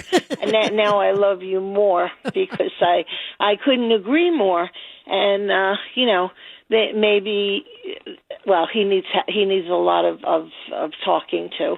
But I think it he's might very be happy. that- No, I think, you know what? He's very happy. Fran but is happy. I and I know. think he's honest, and I appreciate that. You know? Well, guess what? I could tell you lots of stories about what I think of men now that I'm single again and I'm meeting men who are in his age group. Well, give me an example. How do you know what his age group is? Well, he said he was 61. Oh, I was listening. I completely missed that one. I don't miss anything. Now, but are you dating now? I'm not. Well, I have men in my life, but what does that mean? You mean retirement hookups? community. Oh no, they're just every man I meet falls in love with me, but they're all freaking old codgers. Well, wait a minute, stop for a minute. How old are you? 72. Okay, and I know I sound younger. You sound much younger, which is fine, which is great. I think that youth of spirit. But let me ask you this question. Do you have what would be called an active love life with a variety of passel of men? No, I don't. Why is because that? There's no one there. Well, I was married and to the love of my life, and the thought of being in a situation and even swapping fluids with another man, I couldn't bear it. Swapping. What happened to the marriage? I'm sorry. No. Well, the poor dear, my husband had Alzheimer's. Oh, I'm and so sorry. It was a very but we were like couples who, probably like you and your wife, we were each other's world, which is wonderful. But I am not going to find that again. However, I do meet a lot of men who are drawn to me because I like taking care of people. Really? But yeah, the only man I met who I really thought something could have happened with was just like this guy. One of the first things he told me was he was married and he cheated on his wife from almost day one. And I thought, but he told every woman he met, I'll never, ever leave my wife, but, and that immediately said to me, but I could see why. I had this attraction to him, and he turned out to be, I'm not used to like a player, but he was, and I did get hurt, but maybe it was good that I found out I could possibly feel for someone else, but he was not nice, nice at all. I got to tell you something. And you have to sit down and you have to look at things rationally, and you got to take all of your preconceived notions aside, put them aside. Anybody who is a quote player, anybody who does this, anybody who says, number one, I'm making a deal. I made a deal with my wife. She thinks I am faithful to her, but I am not. They are a liar. You can't trust them ever. Not in business, because if they're going to do that to their wife, who are you? Number two, there are people who constantly have to remind themselves that they are still viable, attractive, a player, that people want them, that they feel. It does two things. It's not that they must have something because of their hyper atomic sex drive, but it's their own sense of validation. There's something missing in them. They're trying to say, I have to do this because especially when, have you ever seen the middle-aged crazies? All of a sudden, the guy turns, I don't know, 40, 50, and he's all of a sudden he's got to have a girlfriend, and look at her, she's 19. I'm thinking, what are you, nuts? Are you crazy? Exactly. And then you got to ask And this yourself guy- this question: what is a man? You know, we always talk about men in terms of, gender. This is a man, this is a woman, cisgender. What is a man? What is a real, honest to God man? It means somebody who's mature, but also somebody who says, I'm going to make a deal with you. When I give you my word, you can take it. And people always talk about, well, maybe you're, quote, attractive. Anybody who would say, I am willing to risk marriage, all the financial accoutrement, all of that stuff, breaking the heart of somebody who may very well, and most often is the mother of my children, all because I have this wild weasel-like sexual attraction, and I must spill my seed, and I must because I'm a man and we're different. One of my favorites of all time is this idea that people will say, male, was meant to travel about, to travel about the Serengeti, spilling their seed. They always come up with this Margaret Mead look of, I don't know what you want to call it, but this nonsense. And I'm thinking to myself, that is garbage. Absolute garbage. What are you talking about? It means you're a liar. And don't tell me that you're like, another thing too, sometimes I say, cultures are different. My culture, your culture, nonsense. Nonsense. Look, there's a lot of things I don't mind that I would buy. Like, I like your food. I'm going to take it. I like your car. I'm going to take it. Hey, somebody left a wallet here. I'm going to take it. Why? Because it's a natural, because my man is different. Stop it. These are all kinds of ways to explain something. And anybody who feels this, like immediately, I'm sorry, I hate to say this to you, any woman who wants to, quote, give it up in 20 minutes, you just met her, dear God, go to a free clinic tomorrow. Check it out. Because if you're dripping something that's phosphorescent, I think you and I know exactly what that is. Listened, and we'll listen. Let's get all the tenses. Lionel with you. And if you don't know at this point who I am, what the hell are you doing? Judy in Westfield, New Jersey. Judy has a great question. Judy, what is your question, please? Oh, my gosh. Thank you so much. I waited and waited so long. You're marvelous. See, that's somebody who finally had to wait. Everybody else is telling me I got on right away. Not Judy. No, I didn't. I waited for so long. God bless but you're you. worth it. Talk to me, young lady. I want to know where Kimberly Guilfoyle is. She was Donald Jr.'s girlfriend, and all of a sudden she's disappeared. Well, Kimberly Guilfoyle. And she was married to that scum of California, wasn't she? Gavin Newsom. She was Kimberly Guilfoyle Newsom, on September. California. She is now, as you probably know, she is the U.S. ambassador to Greece. On September 18th, this year, September the 18th, the U.S. Senate confirmed her nomination by a narrow 51 to 47 vote. She was officially sworn in on September the 29th, 2025, making her the ambassador of the United States to the Hellenic Republic, or Greece. As an ambassador, she will reside in the official ambassadorial residence in Athens, often called the Jefferson House, in the Kolonaki district, and there you have it.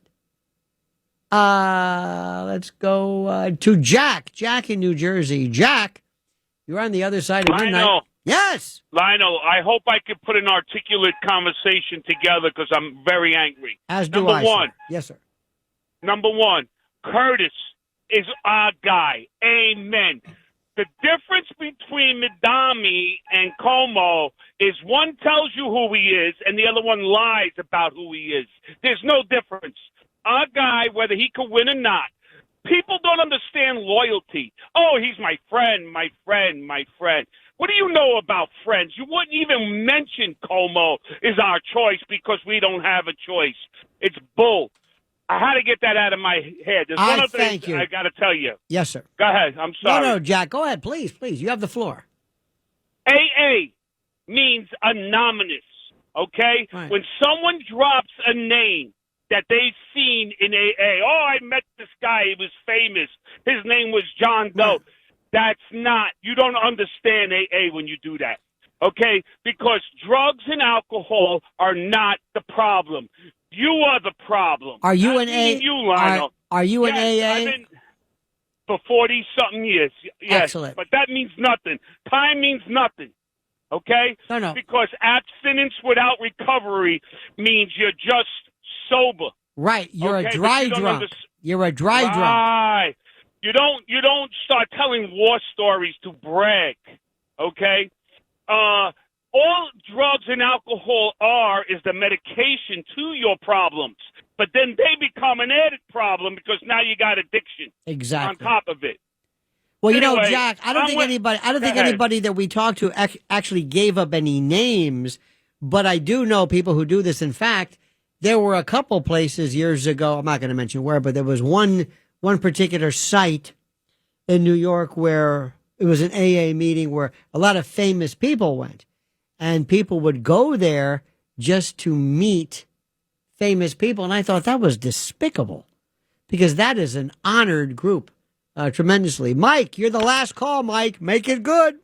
Hey, how you doing, Curtis? First of all, no, I'm Lionel. I'm sorry, Lionel. That's right, fine. Lionel. Sir. Yes, sir. Okay, but let's put it this way. Yes, sir. Everybody keeps knocking Curtis. He's not going to win. He's not going to win. He's not going to win. I mean, they had a crown on Hillary's head. They had it on her head. That's true.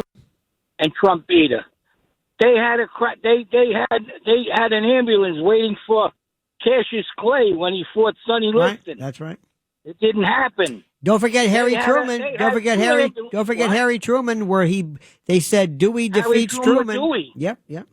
With Dewey, yeah. So do you Dewey, think okay. now, Mike, do you think that there is any realistic chance, based upon what you've said, that Curtis could beat Mamdani? Yes, it beat him. Mamdani. Look who's supporting Mamdani. No. AOC, Have you looked at looked at the numbers though? Have you looked at the numbers? Unfortunately, the numbers are garbage. The numbers are bull BS. All right, so you don't believe them? All right, okay. Don't believe them at all. Okay. Well, let me ask you something. Yes, sir. Let me ask you something. Yes, sir. Who do you see at his rallies? You see a batch of young guys, kids. Right. Okay. Oh no, you're right about that. Don't even live in New York. Absolutely. They weren't even raised Mike, in New York. I tell you what, Mike, I in any way could suggest that what you're saying is not true. However, and I know this hurts people, and I know that probably the worst part about it is that intellectually, logically, it seems like how could this possibly be? How could it be that we could live in a world where somebody as good and as great and as noble as Curtis could possibly not be good enough to beat, in terms of the numbers, irrespective of where it is, this man, Mamdani. A great point. Thank you, one and all, for being a part of tonight's show. Mr. Blaze, thank you. Mr. Atwood, thank you so much for your attention to detail and your focus. And thank you. Don't forget, you can follow me at Lionel.news. And until we meet again, remember these final words, this valedictory. The monkey's dead. The show's over. Sue ya. Da-da.